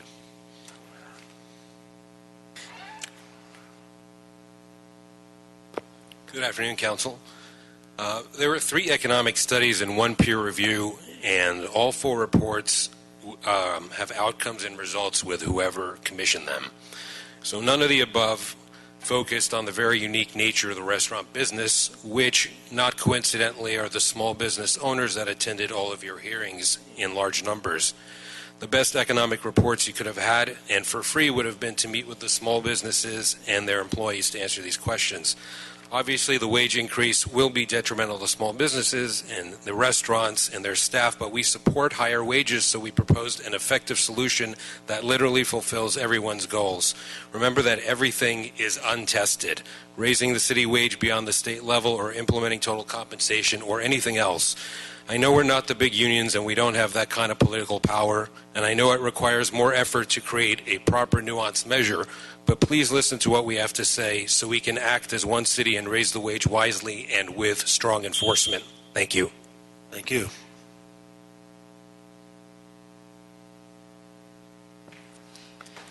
Good afternoon. My name is Alexandra Nagy. I'm the Southern California organizer with Food and Water Watch, and I'm one of the 20 women who fasted for 15 outside of City Hall for 15 days, ending on just before May Day.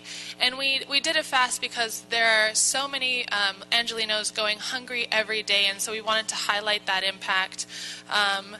And when we're talking about raising the minimum wage and we're debating between 13 and 15, I urge you to consider 15, and that almost 50% of Angelinos make less than $15. And I have some of my sisters here with me, and hopefully they will get to share their stories as well. But Martha, for example, in her household, the highest wage earner makes $13, and that is just not enough to make enough food to put on the table. Elena is here, and she will talk about the choice between putting food on the table or paying the rent.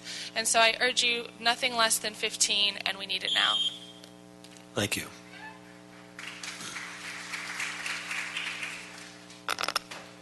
Thank you, Mr. Chairman, members of the committee. My name is Ruben Gonzalez. I'm here on behalf of the LA Area Chamber of Commerce. let's get down to brass tacks and what the baseline is here. A raise to $13.25 is a 50% increase in labor costs for businesses. A raise to $15.25 is a 70% raise in labor costs for businesses. Now imagine as you're going through your city budget process that you need to look at raising your labor costs that much without the ability to increase revenue. Increasing the wage at a local level creates a competitive disadvantage that doesn't allow businesses to recoup the costs, the increased costs, by raising prices. It puts these businesses in a box. Increased costs without the ability to bring in increased revenue. And it's from those facts that we scale down to all of the negatives that we continue to talk about over the course of the last 6-7 months. That's what we need to deal with. And as you're looking at how to frame this, you need to look at how to mitigate those negative impacts. Thank you. Thank you.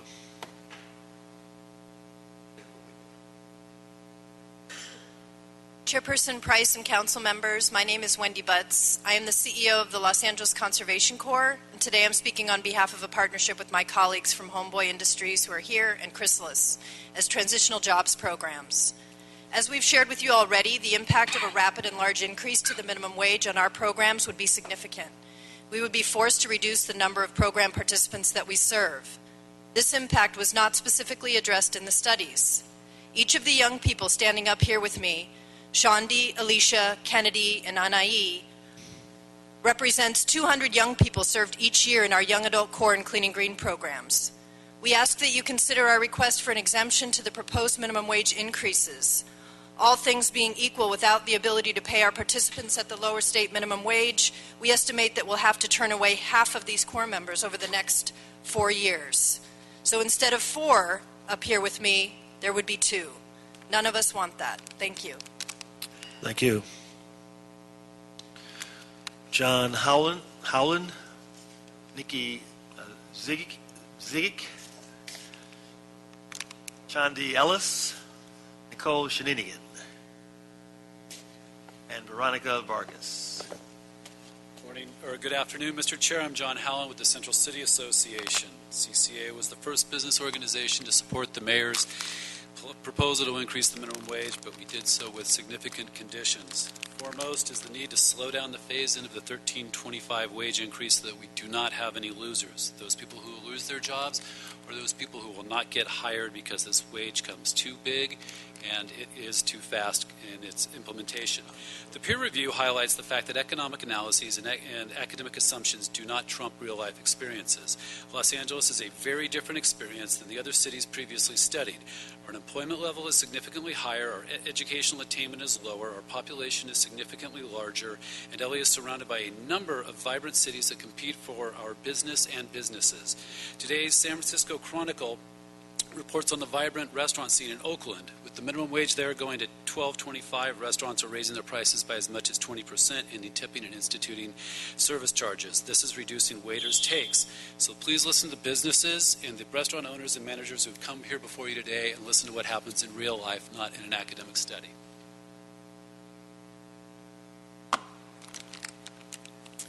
Good afternoon. My name is Shandi Ellis. I'm all for the increase of the minimum wage. I'm in here on behalf of the Los Angeles Conservation Corps. The Los Angeles Conservation Corps is a 2-year nonprofit transitional program that helps young adults receive work experience as well as their high school diploma. This program has helped me receive my driver's license as well as certifications in forklift, CPR, and OSHA. I am now working in the graffiti program as a graffiti driver cleaning up the community. This program is not just a school or a job. It is there to help us build ourselves and individuals for the real world. Young adults like myself can come to this program and leave knowing they made a difference within themselves as well as the community. I would like to see more young adults have the equal opportunity, if not better, as myself in the near future. Thank you.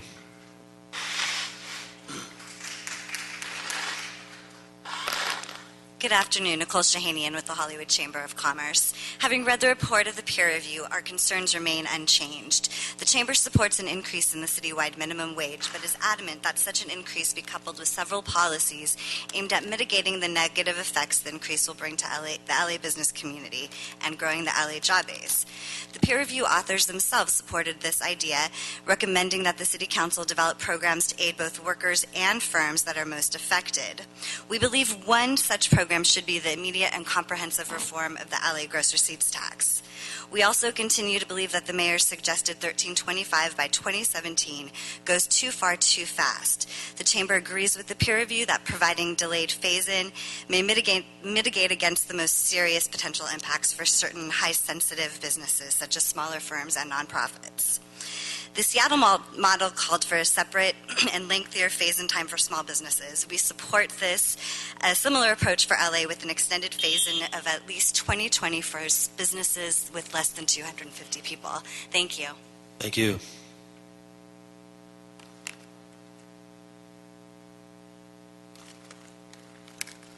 Hello, my name is Veronica. I am an executive member for Homeboy Industries. Veronica, please come a little closer to the microphone. Yes. Thank you.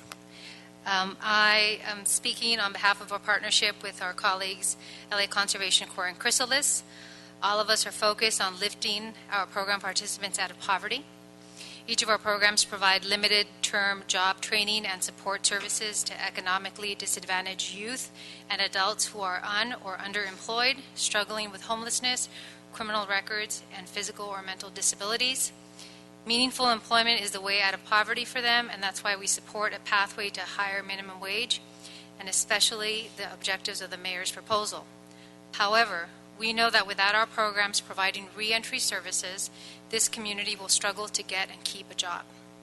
In addition, the impact of a rapid and large increase to the minimum wage on our programs would be significant and may cause severe financial hardship for organizations like ours. So we are asking for your consideration and support of a waiver to agencies who provide transitional job programs. Thank you. Ray Ballinger, Enrique Sanchez, Rosemary Jenkins, Martha Sanchez, and Elena Pop.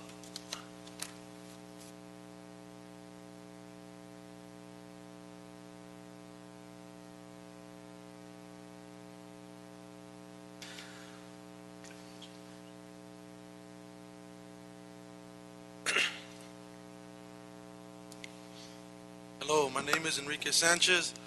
I am a trainee at Homeboy Industries and part of an 18-month program. Homeboy Industries is helping me stay out of trouble, learning responsibility, teaching me life skills to live a normal life. In fact, this is the longest I've ever stayed in a program because Homeboy Industries gave me opportunity to change my life. Thank you for supporting the exemption so more people like me can be helped. Thank you. Thank you.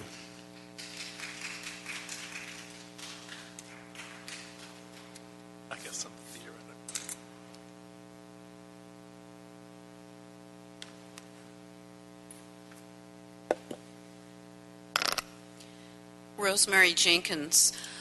Virtually no company is going to hire more people than they need. So this idea that if we raise the wage, there are going to be mass layoffs, I think is not credible. There are a multitude of companies across the country, such as a restaurant called Moo in Michigan, that opened its doors less than a year ago, paying $15 an hour immediately, and has done so well that it's opening its second business within months. Now, I'm supporting the $15 an hour because, and I want it to be phased in quickly, because if we do the 13 or the 15 and it's not phased in until 2017 or 2019, it won't be indexed to the cost of living. So we need to do something now to make sure that there is a living wage for all people in the city. And please look at my post in LA Progressive that's coming out today or tomorrow on this very subject. Thank you. Thank you.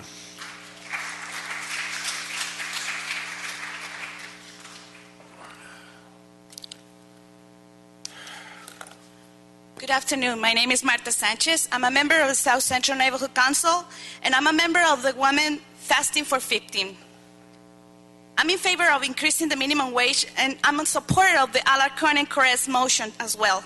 I grew up hungry, and I know how it feels to go to school with an empty stomach. I know what it means to be alone at home because your mom don't have enough money to feed you. I grew up eating my school supplies. Yes, I ate my pencils, my paper, and my erasers because I didn't have enough money to feed myself. I'm here because I want to tell you that $13 per hour is not enough. My husband has been earning $13 per hour for the last 10 years. And last year, it was extremely difficult for us to pay our property taxes. I appreciate the studies and the peer review opinions, but our cases or stories are the best study that you should analyze now. We need 15 now. Thank you. My last sentence is, because the goal of lifting people from poverty is not to keep them poor. They will not lose the benefits because the benefit will be to help the poorest. So we need the $15 per hour now. Thank you. Thank you. Good afternoon. My name is Elena Pop. I'm the executive director of a small nonprofit that represents tenants in evictions. I'm also one of the 15 women that fasted for $15 an hour. It takes a $28 minimum wage in the city of Los Angeles to support an average 2-bedroom unit. It takes 3 minimum wage earners to afford that unit. The resulting overcrowding or inability to pay your rent results in the loss of rent-controlled units, which is the same as the loss of affordable units. It is essential that we move to $15 an hour now. Failure to do so forces families to choose between feeding their children and paying their rent, and no one should make that choice. As the executive director of a struggling nonprofit, I can tell you that the day I decided to do this fast, my board decided to raise our few workers that were below 15 to 15. And if we can do it, so can every other nonprofit in this city. Sí se puede. Gracias. Okay, I want to thank all the public for your comments, those of you that were for and against, and those of you that aren't sure yet. We also want to thank Mr. Watcher and Mr. Winger for your comments. They were very thoughtful, very informative, and I know it's going to help guide the council and our community as we move forward on this very important issue. Members, without objection, we're going to instruct the CLA to report back with a range of options for the committee to consider when crafting a minimum wage proposal. That will be the order. It's clear from several reports and from our hearings and from comments that enforcement of the minimum wage is going to be vital to its success. That's why we've asked the committee has asked the CLA to report on the creation of a wage theft enforcement unit. And so at this time, Mr. Clerk, would you read item 2? Item 2 is a CLA report relative to establishing an Office of Labor Standards for the City of Los Angeles to enforce any future minimum wage ordinance, including wage theft enforcement, and motion Alarcon Correz relative to an ordinance criminalizing wage theft and increasing trafficking and enforcement. And CLA staff will be presenting this report momentarily.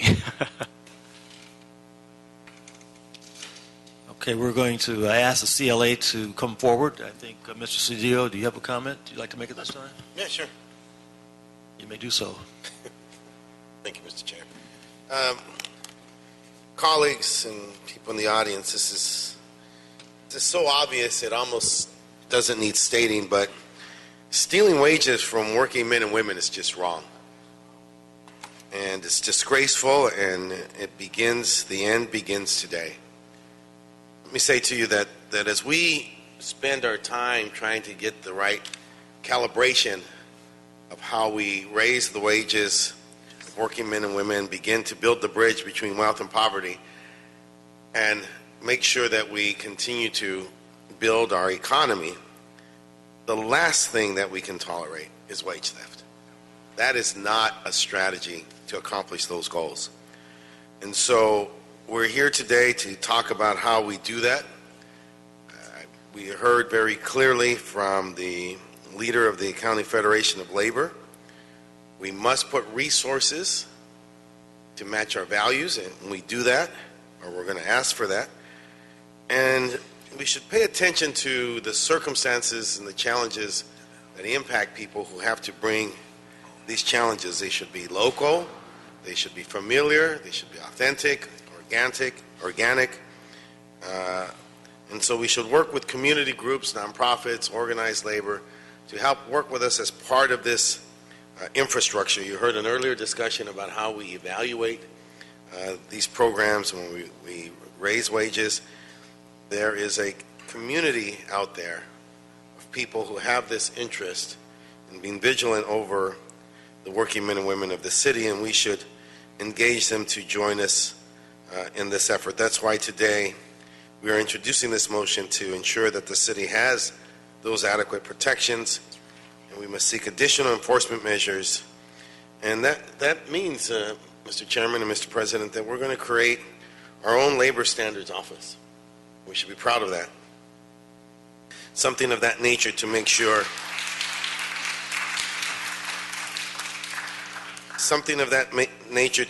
that we protect the wages of these hard working families. We have to have an environment where working men and women know that, at least in the city of Los Angeles, that hard work will be respected and it will be protected.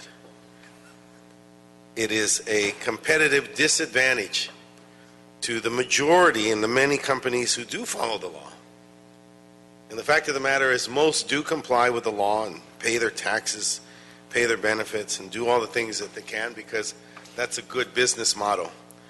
But there are those who try to take advantage, the scofflaws that we've caught in the past when we worked together in Sacramento, and those here today in the city of Los Angeles who take advantage of vulnerable circumstances of workers, take advantage of their immigration status, take advantage of their gender, take advantage of various circumstances that attach to them, to exploit them in ways that we do not find acceptable here in the city of Los Angeles.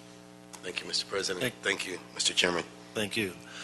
We have asked the CLA to report on the creation of a wage force enforcement unit, wage theft enforcement unit, and we'll take that report at this time. Good afternoon. Roy Morales with the CLA's office, as instructed by this committee back in April 2nd, 2015. Our office, with the assistance of the CA, will analyze the feasibility of establishing an Office of Labor Standards in the city. And we reviewed various models in other cities and discussed with city departments what it would take to establish this office in the city. And before you is our CLA report with a series of recommendations. Basically, it is feasible to establish an Office of Labor Standards in the city. But two current offices in the city Attorney's Office and the Bureau of Contract Administration, have the expertise to operate this office. Staffing in the new office should be phased in to allow the new office to establish effective protocols and procedures to address the problem of wage theft enforcement. The city's enforcement authority should be enhanced as part of any minimum wage ordinance to ensure the OLS's effectiveness. The cost of staffing, regardless of which office you choose from those two recommendations, if you so choose, would be similar in either office. Can you pull the microphone up to your... Yes, sir. Go closer. Thank you. There is no funding in the mayor's 2015-16 proposed budget, and this would be a general fund obligation. The CLA's report includes a recommendation on identifying that funding source. The new Office of Labor Standards should also coordinate its enforcement efforts with the state's Division of Labor Standards Enforcement to ensure the most effective enforcement of wage laws. And to expand the city's effort, we also recommend that the new OLS should pursue partnerships with local public interest groups and law schools to help with case intake and investigations. Our report is before you, and we are here to answer any questions you may have. Mr. President's got a question. Yes, sir. Yeah, did you say what the cost would be? Yes, sir. And I just missed it. Could you tell me again? It's actually in the CLA's report. We recommend an appropriation of $500,000. That would be $400,000 for the staffing and $100,000 for outreach expenses and related equipment. Okay, and you said the city attorney's office, and what was the other office? The Bureau of Contract Administration and the Department in the Board of Public Works, in the Public Works. Thank you. You're welcome. Some wage theft laws have included the option of requiring an employer to issue a bond when they owe wages to employees. Have we explored that option? We have not, but that actually is another good option for incorporating into an enforcement mechanism. I believe in our report, as we mentioned, there's a variety of enforcement options that should be included if you pursue an Office of Labor Standards to ensure that we have broader, more enforcement authority than is in current law. You have two options where to place the investigation officers. Is there no cost difference between housing the positions in the Bureau of Contract Administration versus the City Attorney's Office? Minimal cost differences, I believe. It depends on when the positions are filled. The positions for the Office of the City Attorney would be City Attorney Investigator positions. In the Bureau of Contract Administration, investigations are conducted by Management Analysts 2. They're roughly the same cost per position, but it depends on when they are filled. So if we do place the investigators in the Bureau, the BCA, do we also need to have additional attorneys in to prosecute? It's my understanding that the city attorney may have some concerns. We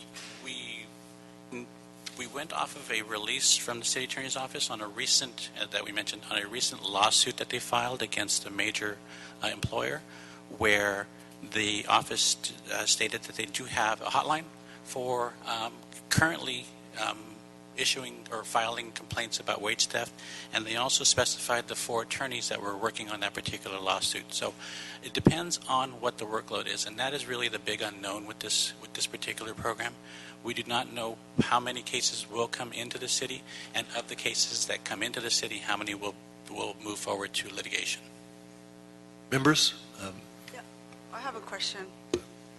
Do we have any current statistics on how many wage enforcement actions have been taken on an annual basis here in the city of LA?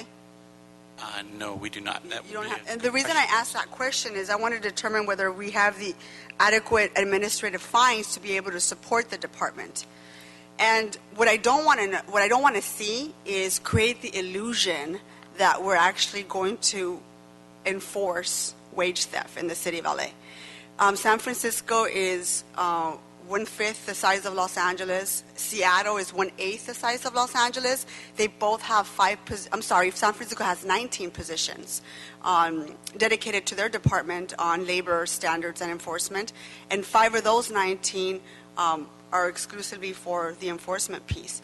So I support wage enforcement, but I don't want to create the illusion that that's what this department is going to do, because the amount of work that these 5 individuals are going to have is enormous. That's why I was asking, do we have an annual, a figure or something, a statistic of how many folks we go after a year? So I just want to be very clear with people about what we're doing. This notion that we're going to create, a department that's really going to help people, we need to fund that. And we need to be honest with the audience and people who are really being affected by this every day. And the other part of that is the city attorney's office that you mentioned, there's 4 positions in the city attorney's office that is dedicated to wage theft. Is that my understanding? No, my understanding and I don't want to speak for the city attorney. I believe they were going to be here. My understanding is they have a consumer protection unit. Okay, is that what they're calling? But they do Is there someone from the city attorney's office here? And the reason I ask is you have 4 positions, and they're dedicated to maybe 1 case? Assistant City Attorney. Oops. Oh, are you okay? Yeah, the wheels on that chair. Arrest that chair. Don't worry about it. That's happened to me almost. Are you okay? I'm fine. We do have a consumer protection unit in the city attorney's office. However, they do cases other than just wage enforcement. So there are 4 lawyers. Approximately 20% of their time in the last year was spent on wage cases, so that would be a little less than 1 lawyer full-time. But if we establish a city enforcement bureau and more cases start coming to that unit, there may be a need for additional staffing, both lawyer and paralegal. Well, I think we certainly want to ask the city attorney to report back on the positions needed and the associated costs required to prosecute these cases. Yes, we will do that. Again, it is dependent upon how many cases flow from the new Enforcement Bureau, and there would be a lag time, so I would imagine the Enforcement Bureau would get up and running, and then within about 6 months, cases would be ready and hopefully forwarded to our office. So I think to start out, we would probably suggest about 1 lawyer and 1 paralegal. At some point, maybe 6 months after the effective date of any ordinance. And then we could come back if it looked like, based on the number of cases, the workload required more staffing. So just to be clear, just reiterate my point again, whether we create a standalone department on wage theft or whether we assign these extra bodies to the Bureau of Contract Administration or to your office in the City Attorney's Office, I don't want to create an illusion that we're going to help people. I want to be able to give people the resources, the necessary resources for the folks to be able to, for us to be able to enforce some of this that we're talking about, because a lot of people are depending on us to be able to recover their wages. And the amount of workload that you're going to create as a result needs to be supported by somebody. So, Councilwoman, in the report, we actually include a recommendation that the department that receives this service report back to you within 120, 160 days with the additional resources that they will need to build out the department. We know that just starting, we can't just dump 25 people, positions, and on services and do a big outreach program immediately. We need to get this thing going. We need to set it up so it provides the service exactly that you're talking about, and do the analysis and report back with the additional resources that are needed. Thank you. Mr. Conqueror. Thank you.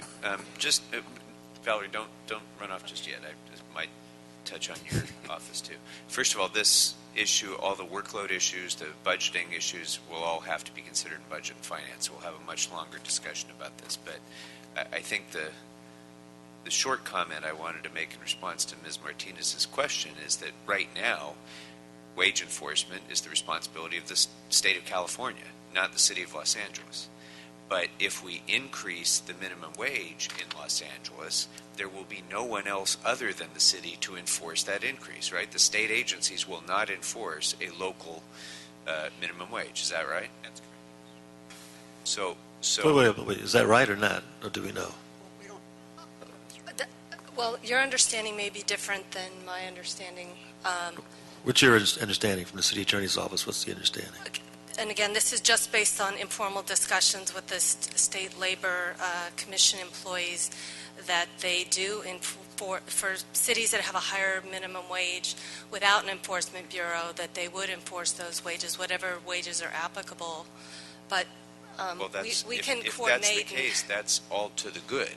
Then we have 2 levels of enforcement. We can count on some support from the state, but we will be enhancing that with additional resources locally. So we'll have I'd like to have some more precision on that, obviously, before we come to budget and finance. But if that's the case, that's great news, because then we don't have to take the whole burden of enforcement on ourselves. We can count on at least some support from the state. Well, that's a question we should be able to get the answer to. Right. So we'll coordinate, and we may have been speaking to different people at the state, so we'll definitely nail down that issue. But in any event, the state is somewhat overwhelmed, so I think a lot of the cities that have passed minimum wage ordinances have decided to have wage enforcement bureaus to make sure that their wage, the higher wage they pass, is actually effectively enforced. Yeah, well, I think you have wide consensus among the members here that that's an essential step for the city to take. The question is what's going to be the anticipated workload, and I don't think any of us quite know that, but at least from what you're telling me, we won't take the full burden on. That would be good. But the other part of this is either under state enforcement of the existing state minimum wage or under a prospective local ordinance that we will be in the process of drafting sometime soon. Is it either the case now or could it be the case to include an attorney's fee provision of some kind, either for a private attorney general or for municipal enforcement, so that we can recapture our costs from scofflaw employers who are stealing wages from their employees, so that the city and its taxpayers aren't bearing the cost, but the criminals are? Effectively, yes, in the sense that we can impose penalties and fines above and beyond the back wages and the penalties and fines that are owed to the employee. The city itself can tack on additional penalties and fines that would be payable to the city for their enforcement efforts, and therefore get some cost recovery for the actual enforcement of the wage theft laws. Great. Thank you. Mr. Koretz. Thank you, Mr. Chair. I've got a lot of comments on this. My first one, just because it just came up, is yes, the state can enforce it, but I'm trying to think of a polite way to say this. Let's just say I wouldn't count on it. I've been working on this issue for almost 15 years, and I think the state at no time has done a very good job of enforcing.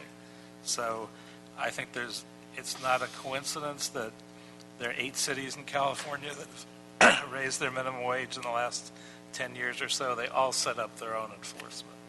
And that's clearly because the state does not do the job. And LA is unique in terms of wage theft because the biggest predictor of wage theft is the industry that you're in. And the bad industries that tend to be the violators, day laborers, car wash, restaurant, garment industry, janitorial, construction, they're all here in LA. So we are the wage theft capital of the country. The best estimate I've heard is around $25 million a week in wage theft from our low-paid workers. There's no question this costs the city government, state government, a lot of money in revenue. There's a precedent for doing our own enforcement because, as I said, every city that has passed a higher minimum wage has passed their own local enforcement. And there's a good reason for it because it's already an unfair competition. And when I was labor chair at the state level, we had agencies from the janitorial industry, for instance, that would organizations that would come to us and say, we're the association of janitorial employers that pay our workers the minimum wage. You have to give us some protection because a huge percentage of our competitors aren't doing it. And at the state level, the Chamber of Commerce and the business groups actually supported the folks that were cheating. I don't think that's the case here in LA, and I think it's a good thing. I think the employer groups want to support the employers that are paying the legal amount. So if we were not to do that, and we increase the minimum wage from $9 to $15 an hour, and restaurateurs right now that are paying $9 an hour for their busboys, and their competitors are paying $6 an hour, well, they struggle a little bit. If you increase them to $15 an hour, and their competitors are still paying those same people $9 an hour, a lot of those are going to go out of business because we're not making them pay the legal wage. So we absolutely, not just for the workers that are devastated by this, but the employers that are harmed now but will be absolutely devastated if we don't have an active enforcement process. I don't think we're talking about enough staff, although obviously we're gearing up, but in the long run, And even in the short run, I don't think 4 or 5 staff people are enough to do this job. I think we absolutely have to at least include them, because I don't even think that was included in the budget, and I may have missed that too. And we don't want this to be 1 year of funding, which I think we're envisioning, and not committing to continuing this. We need probably at least double the amount of staff, and this needs to be an ongoing process. This needs to be a big commitment, and there need to be heavy fines. With heavy fines, I think it becomes a little more self-enforcing, and I think it will pay for itself, and maybe even then some. So in the long run, I don't think this will be a huge burden for us, but we will go a long way to solve the problem.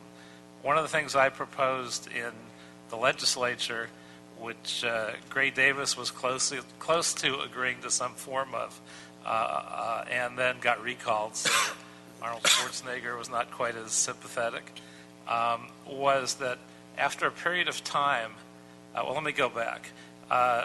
It's a long process to win a case of wage theft, but when you've won, the folks that are clearly owed the money, they've gone through every step in the process. 16% of them actually collect their money, which is the most devastating part of this. You go through the judicial system, you still get nothing. So my proposal was every once in a while, you hit a point where you double the fine, and you double what's owed. So you owe an employee $1,000. You've gone a month without paying them after you've gotten a judgment. Well, now you owe them $2,000. You go another few weeks, now you owe them $4,000. Well, at some point, it's more costly as you take that gamble to not pay your employee than to pay them. And so I think we need that level of fines where there's a huge increase in what you owe if you don't pay. And I do have some questions, so I'll ask those also. Do we have a plan to invest in some form of community contract with nonprofits and others that are more likely to be accessed than government entities in terms of complaining about their lost wages? Because we need to partner with community organizations in some way to be more effective. Yes, sir, Mr. Kretz. The report recommends that the new Office of Labor Standards, once it is established, begin developing those partnerships you mentioned with the local public interest groups as well as with the local law schools. Apparently there are currently programs like that where law students are used to do the intake and do the initial investigation with their findings submitted to a licensed attorney, in this case would be the city attorney's office, for determination whether on next steps. And have we looked at staffing these efforts up more adequately? Obviously, 5 isn't going to be enough. Do we have longer-term plans to actually reach sufficiency compared to what even other cities have done per population? Well, we know in the Berkeley report on minimum wage, they gave us an estimate of a need for 25 staff for a program like this, comparing Los Angeles and the city of San Francisco, and some of the differences in caseloads that they anticipated there. So you have an anticipation of where it could go. Our concern was that at the very beginning, we have to establish these relationships with the public interest groups in the law schools. We have to establish the fine structures. We have to establish the office. There's a lot of work that needs to go into place to allow the city attorney to do the work that they would do once the intake starts coming in. So we haven't done any of that. This is a brand new office that we're starting from the very beginning.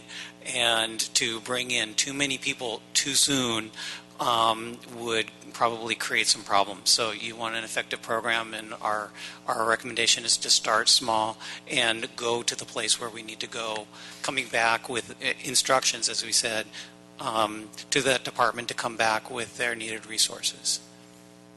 Well, maybe something I'd recommend to the Budget Committee is to fund the 5 positions and perhaps put funding for 5 additional in the unobligated reserve, and then if we find that we can digest more, then we hire them. If we find it's too soon, then we haven't budgeted that money.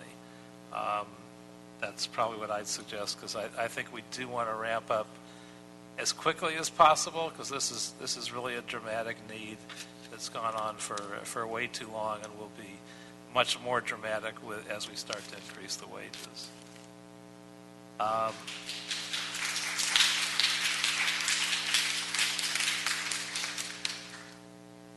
Now, I know we already enforce liens. What's our plan for allowing workers to file wage lien claims through this process? Well, we're still researching whether the city has the authority to impose a lien in connection with wage theft. Because we're a city and liens are recorded by the county recorder, we have some question about whether we as a city can mandate that the county recorder accept any liens. So we are also alternatively looking at sort of bonding requirements. So for example, if an employer is found to have committed wage theft, that they'd have to post a bond in order to appeal that decision. And that way, if after the appeal they lost or they disappear, there's a pool of money to pay the employee the back wages, fines, and penalties, as well as the city's own fines and penalties. In addition to the legal questions about whether we have the authority to impose a lien, liens are very difficult remedies, not much better than the current remedies available to enforce wage judgments. It's very, very difficult and complex to foreclose on a lien. Even banks have, it takes them years to foreclose on a lien. So what we don't want to do is either one, create a remedy that's unlawful, so the county recorder won't accept it, or create a remedy that's more cumbersome and difficult to pursue than just pursuing a judgment. I would note that recently there's a Senate bill that was introduced in the California Senate that would allow the state to impose a levy, which is different than the lien, for unpaid wage theft judgments. And what that would allow the state to do would be to go into an employer's bank account, go directly to a bank account, pull money out like an IRS levy. So I think the state is also very sensitive to the issue that it's very difficult for employees to monetize judgments even when they've gone through the full process to get one. So we're looking at ways to make actual collection and monetization of any judgment more effective. We're not sure liens are probably the easiest way to go, even for our own city penalties. So we're exploring maybe some bonding options to require employers to post bonds for the full amount due, so there's a ready source of funds to pay out. And I hope we'll look at as I mentioned, the very high fines as an option too. I think that may help monetize collections and make them happen. Have we looked also, and again, I'm sure this is a legal question that we need to research, into those that are the worst apples, having the option in our toolbox of prosecuting these cases as misdemeanors? Well, we currently can prosecute them criminally under California Business and Professions Code Section 17200, and in fact that's what our Consumer Protection Unit in the City Attorney's Office does. They are actually in the criminal branch of our office, and these actions are prosecuted as Attorney General type statutes, so we currently already do prosecute them criminally. We could research whether we could add additional, criminal penalties, but currently we do have that option of moving criminally against employers who do not pay their judgments. Do we ever actually do it? Yes, we have a couple cases pending now. That's good to hear. Now, I know we have a lot of employees in some of the areas covered by our proprietary departments, like the ports and the airport.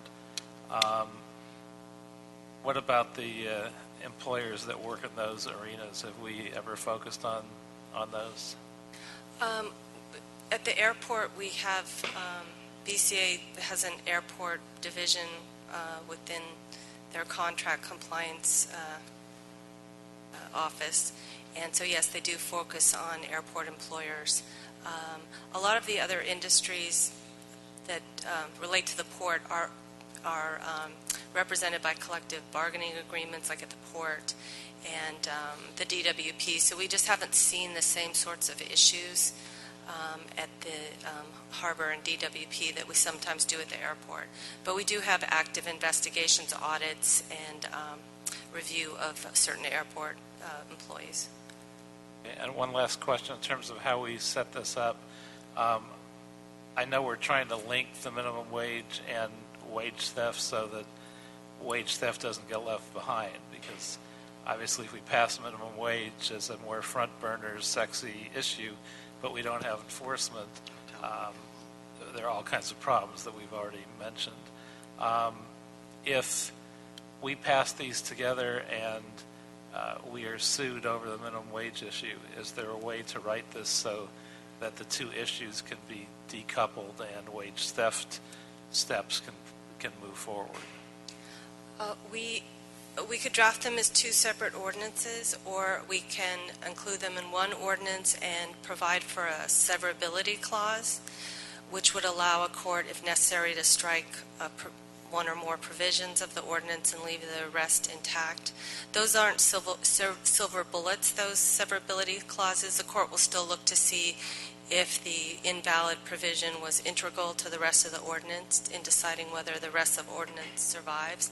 But it is a tool to help save, valid parts of an ordinance, even when one part of an ordinance is struck down. But ideally, we'd be able to draft an ordinance that would be lawful in all its provisions. So we would, as a belt and suspender, put a severability clause in, even if they're combined. But we'll hope to draft an ordinance that will survive judicial scrutiny.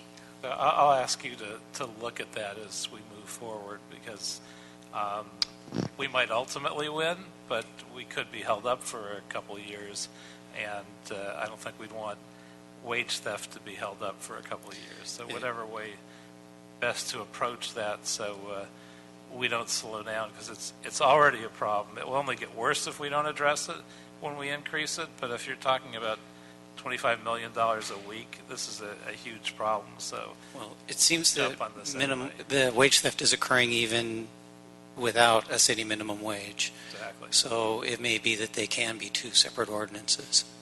So that's something that we'll talk to the city attorney about as we go through this. So maybe they could be two separate ordinances, but we're sure we move them at the same time in conjunction. All right, thank you. Let's thank the CLA for its report. We have several cards for public comment. We're going to take those cards at this time.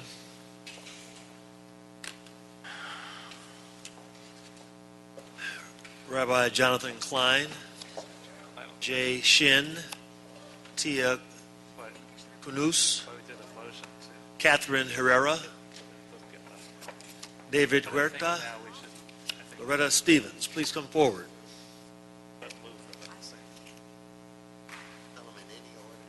In any order.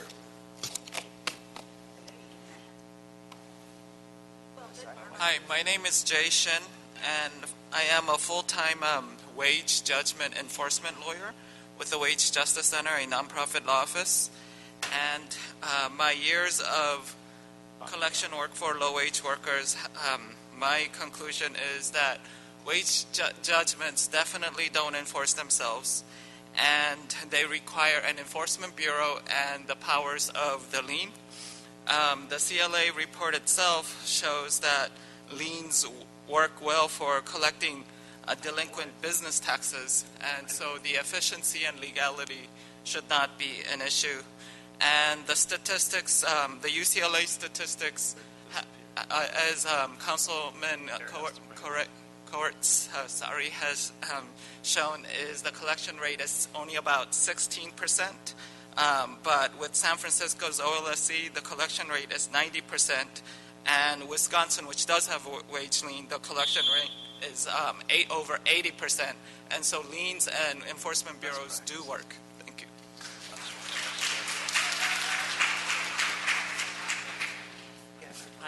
Catherine Rivera had to leave, but she works with me at the Labor Center. My name is Victor Naro with the UCLA Labor Center.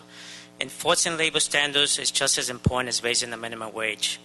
Every year, we estimate that wage theft robs the state and local governments of between $103 and $153 million in lost tax revenues, 11.7 to 25.5 million of which is lost to the city and county of Los Angeles. We recommend an Office of Labor Standards Enforcement like that of San Francisco. To keep pace with the city, we need 15 investigators and the $1.5 million in contracts to community groups to fund outreach and education. UC Berkeley recommends 25 investigators will be necessary in Los Angeles because of unrivaled wage theft and high rates of low-wage employment. We estimate the cost runs between $4 to $5.5 million. This is pennies compared to the size of the problem and the less than one-fourth of the lost tax revenues the city stands to gain. Funding enforcement makes economic sense. Thank you very much.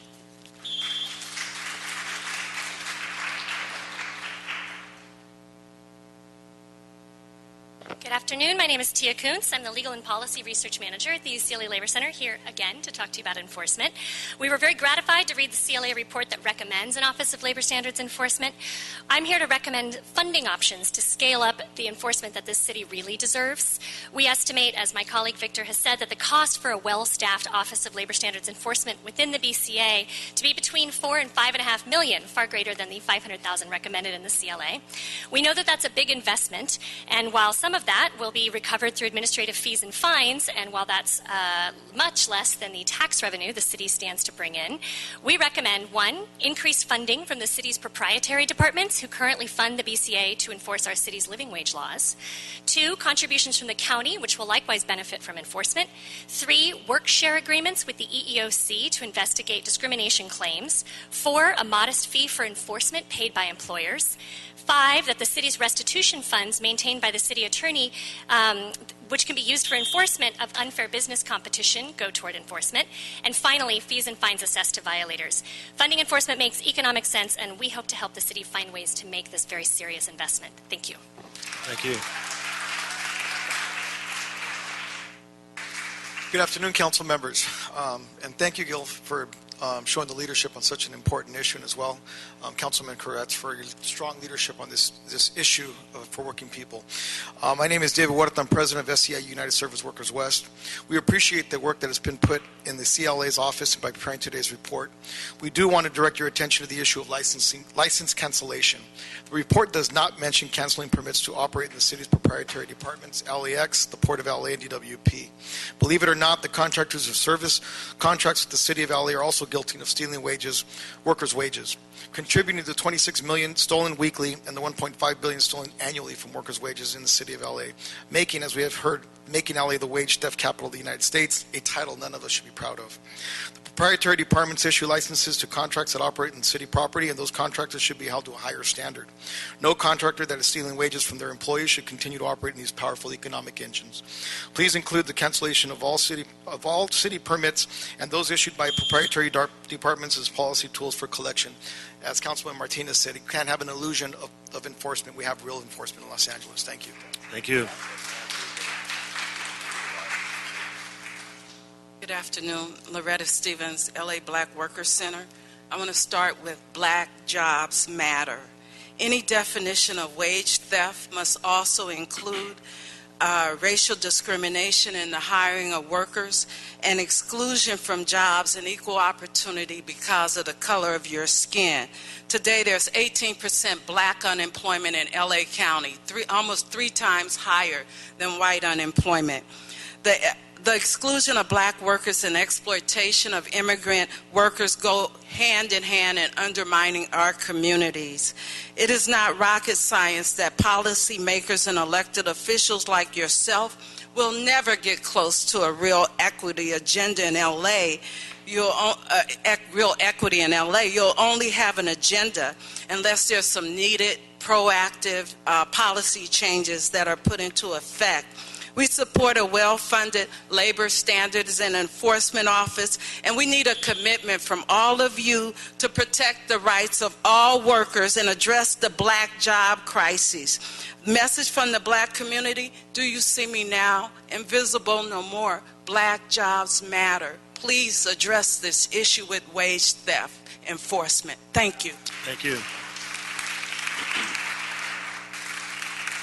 Scarlett De Leon, Juan Hernandez, Luis Jimenez, Mario Lopez, David Lopez, and Dia Tressler.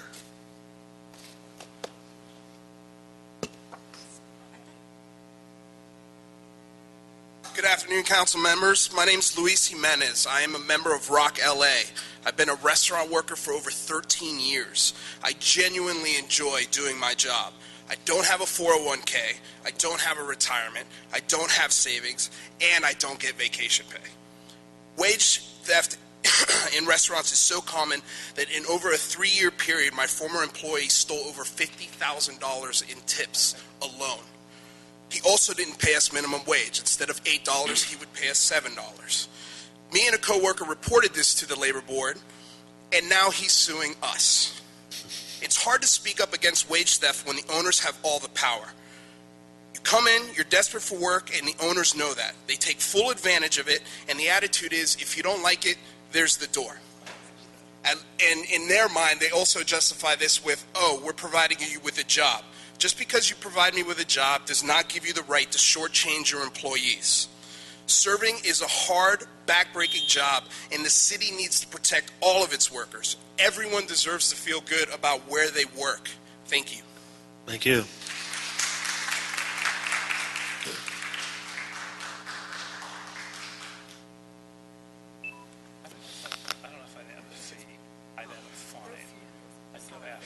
Buenas tardes, mi nombre es David López, soy trabajador del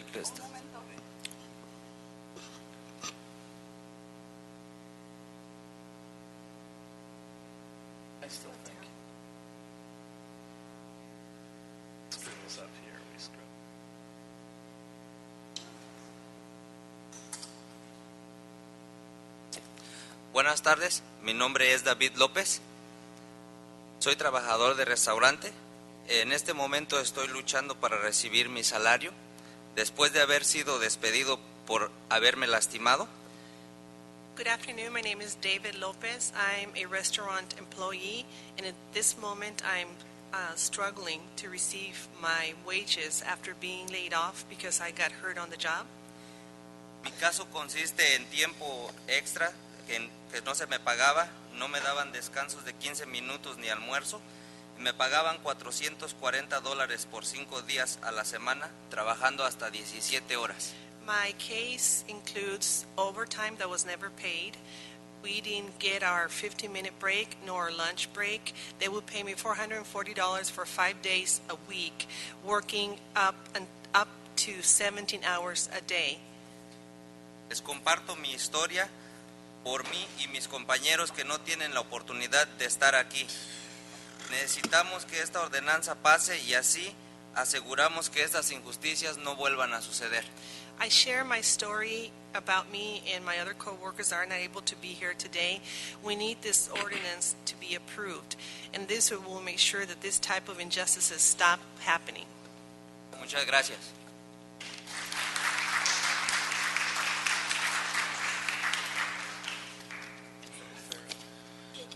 Crystal DaCosta, Ruben Gonzalez, Farron Gonzalez, Kenneth Spencer, Miguel Perez, John Howland, excuse me, John.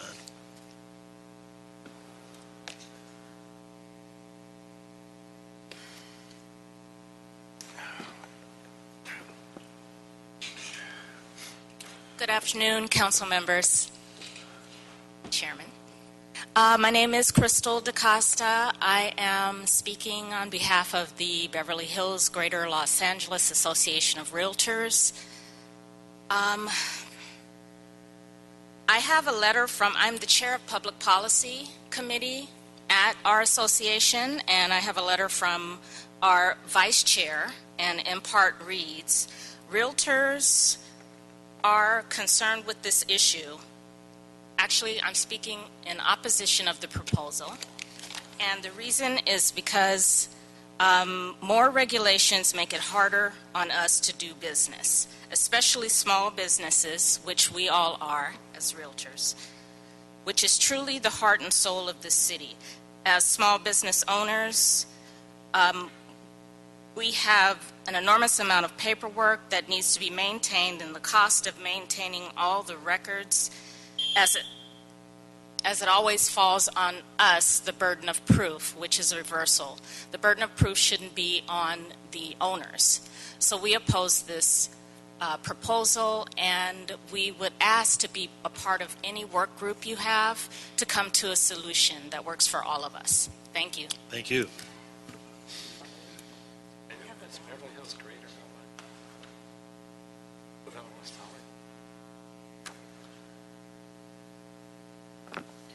Mr. Chairman, members of the committee, my name is Ruben Gonzalez with the LA Area Chamber of Commerce. Premise 1, wage theft is bad. We all agree in that. Premise 2, the vast majority of businesses in the city of Los Angeles are good actors. They are not committing wage theft. Now, if we can agree to that, then we cannot penalize good actors to try and enforce against bad actors. Therefore, we would be against any funding mechanism that charges all businesses across the board to fund going after bad actors. It's simply not fair. Secondly, as you set up this structure for labor enforcement, you have to realize that as there are bad actors in businesses, there are bad actors when it comes to making complaints.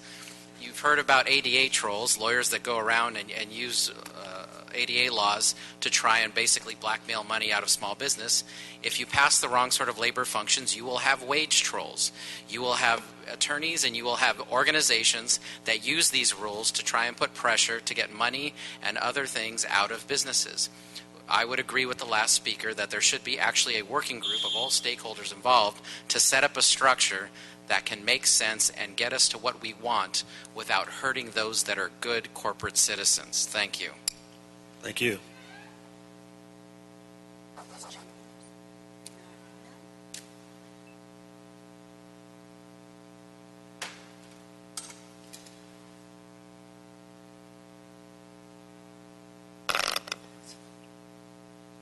Buenas tardes, mi nombre es Miguel Pérez Cruz. Good afternoon. Trabajo, My name is Miguel Pérez Cruz. trabajo en un car wash. I work at a car wash. Yo fui víctima de robo de salario I was a victim of wage theft del 2010. in 2010. Y quisiera que ahorita que aumentaran el 15 mínimo. And I would like to ask you to approve the wage salary to $15, the minimum. Porque antes yo no tenía ni break, ni me pagaba, trabajaba yo 10 horas y me pagaban nada más nada más 6 horas. Before I never got a break. I used to work 10 hours and they only paid me for 6 hours. Y ahorita voy y pienso que deben de subir ese salario mínimo porque ahorita yo sé que cada día va subiendo más los precios. I think that you should approve a wage increase because, as you know, the prices of services and products keeps going up daily. Ahorita como estoy en mi caso, yo pago renta, pago comida y para lo que estoy ganando, la mera verdad, no me alcanza. Currently, I pay for my rent and food, and it's not enough with the hourly wage that I'm currently earning. Y por eso les pido de favor y vengo a apoyar a esto para que pase la ley del mínimo. That's why I ask you to please approve this ordinance to increase the hourly minimum wage. Y gracias. Gracias.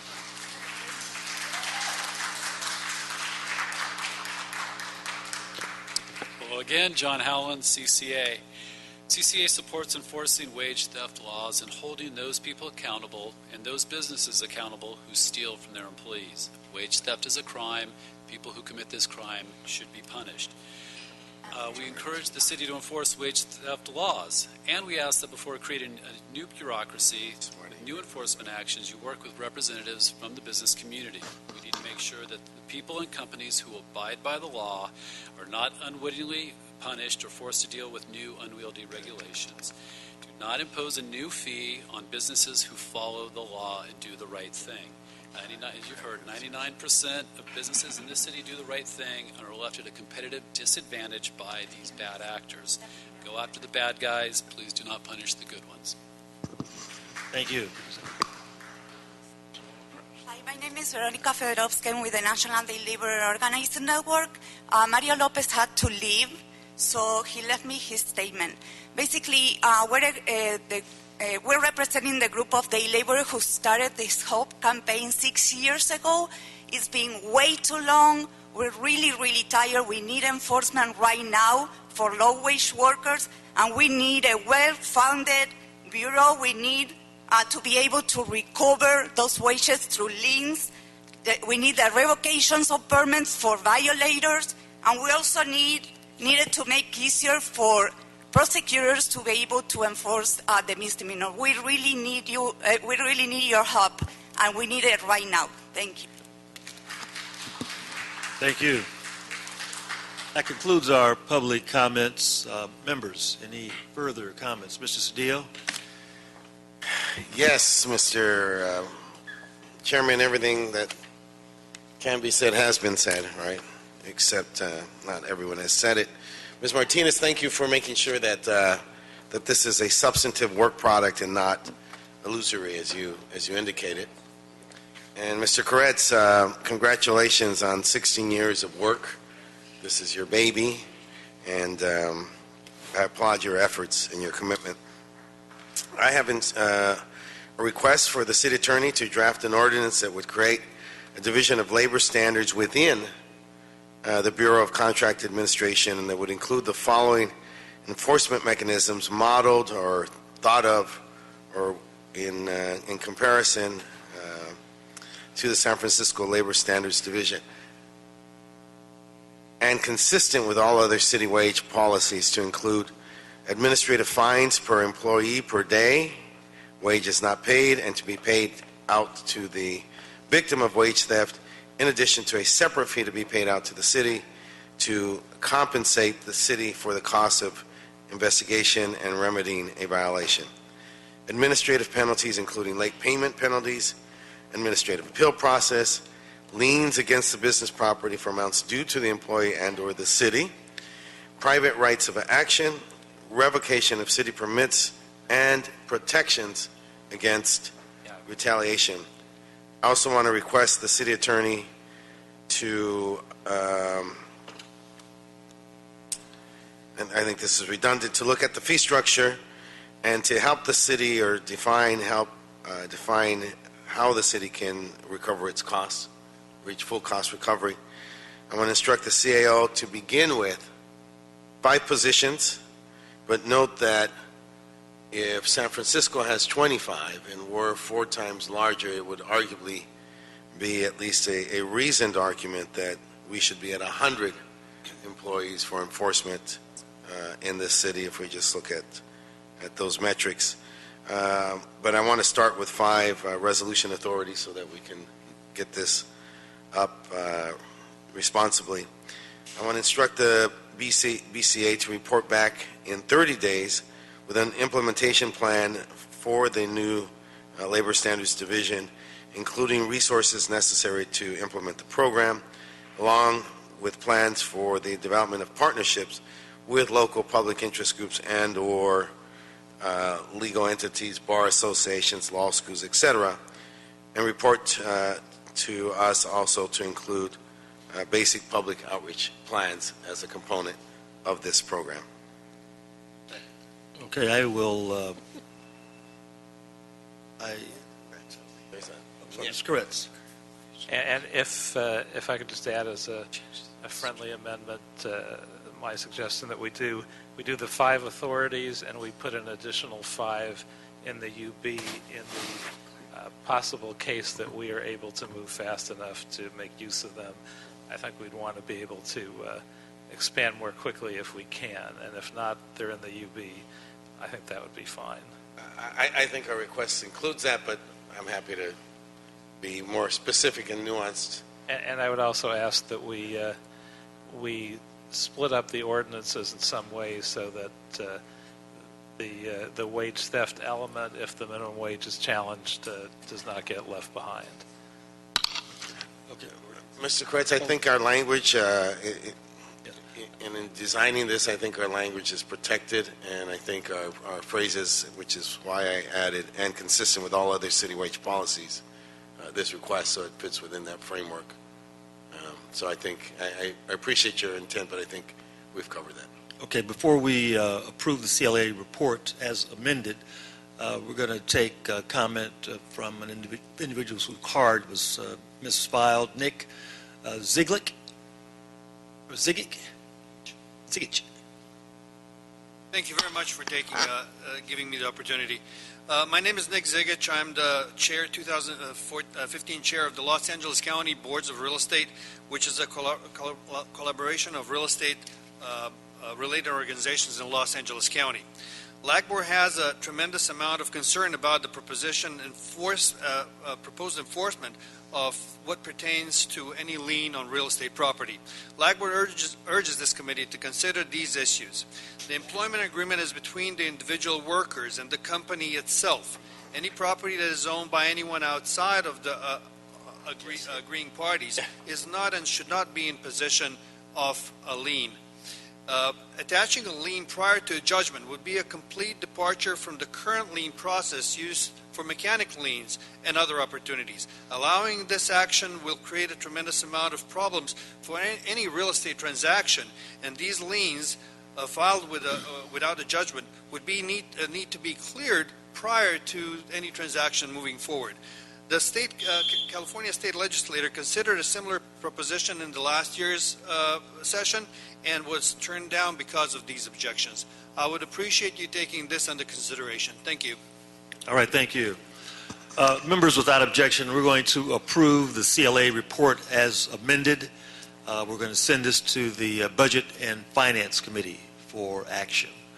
We'll be happy to receive I just want to thank everyone for their participation and interest in this very important subject. I want to thank the peer review authors, Mr.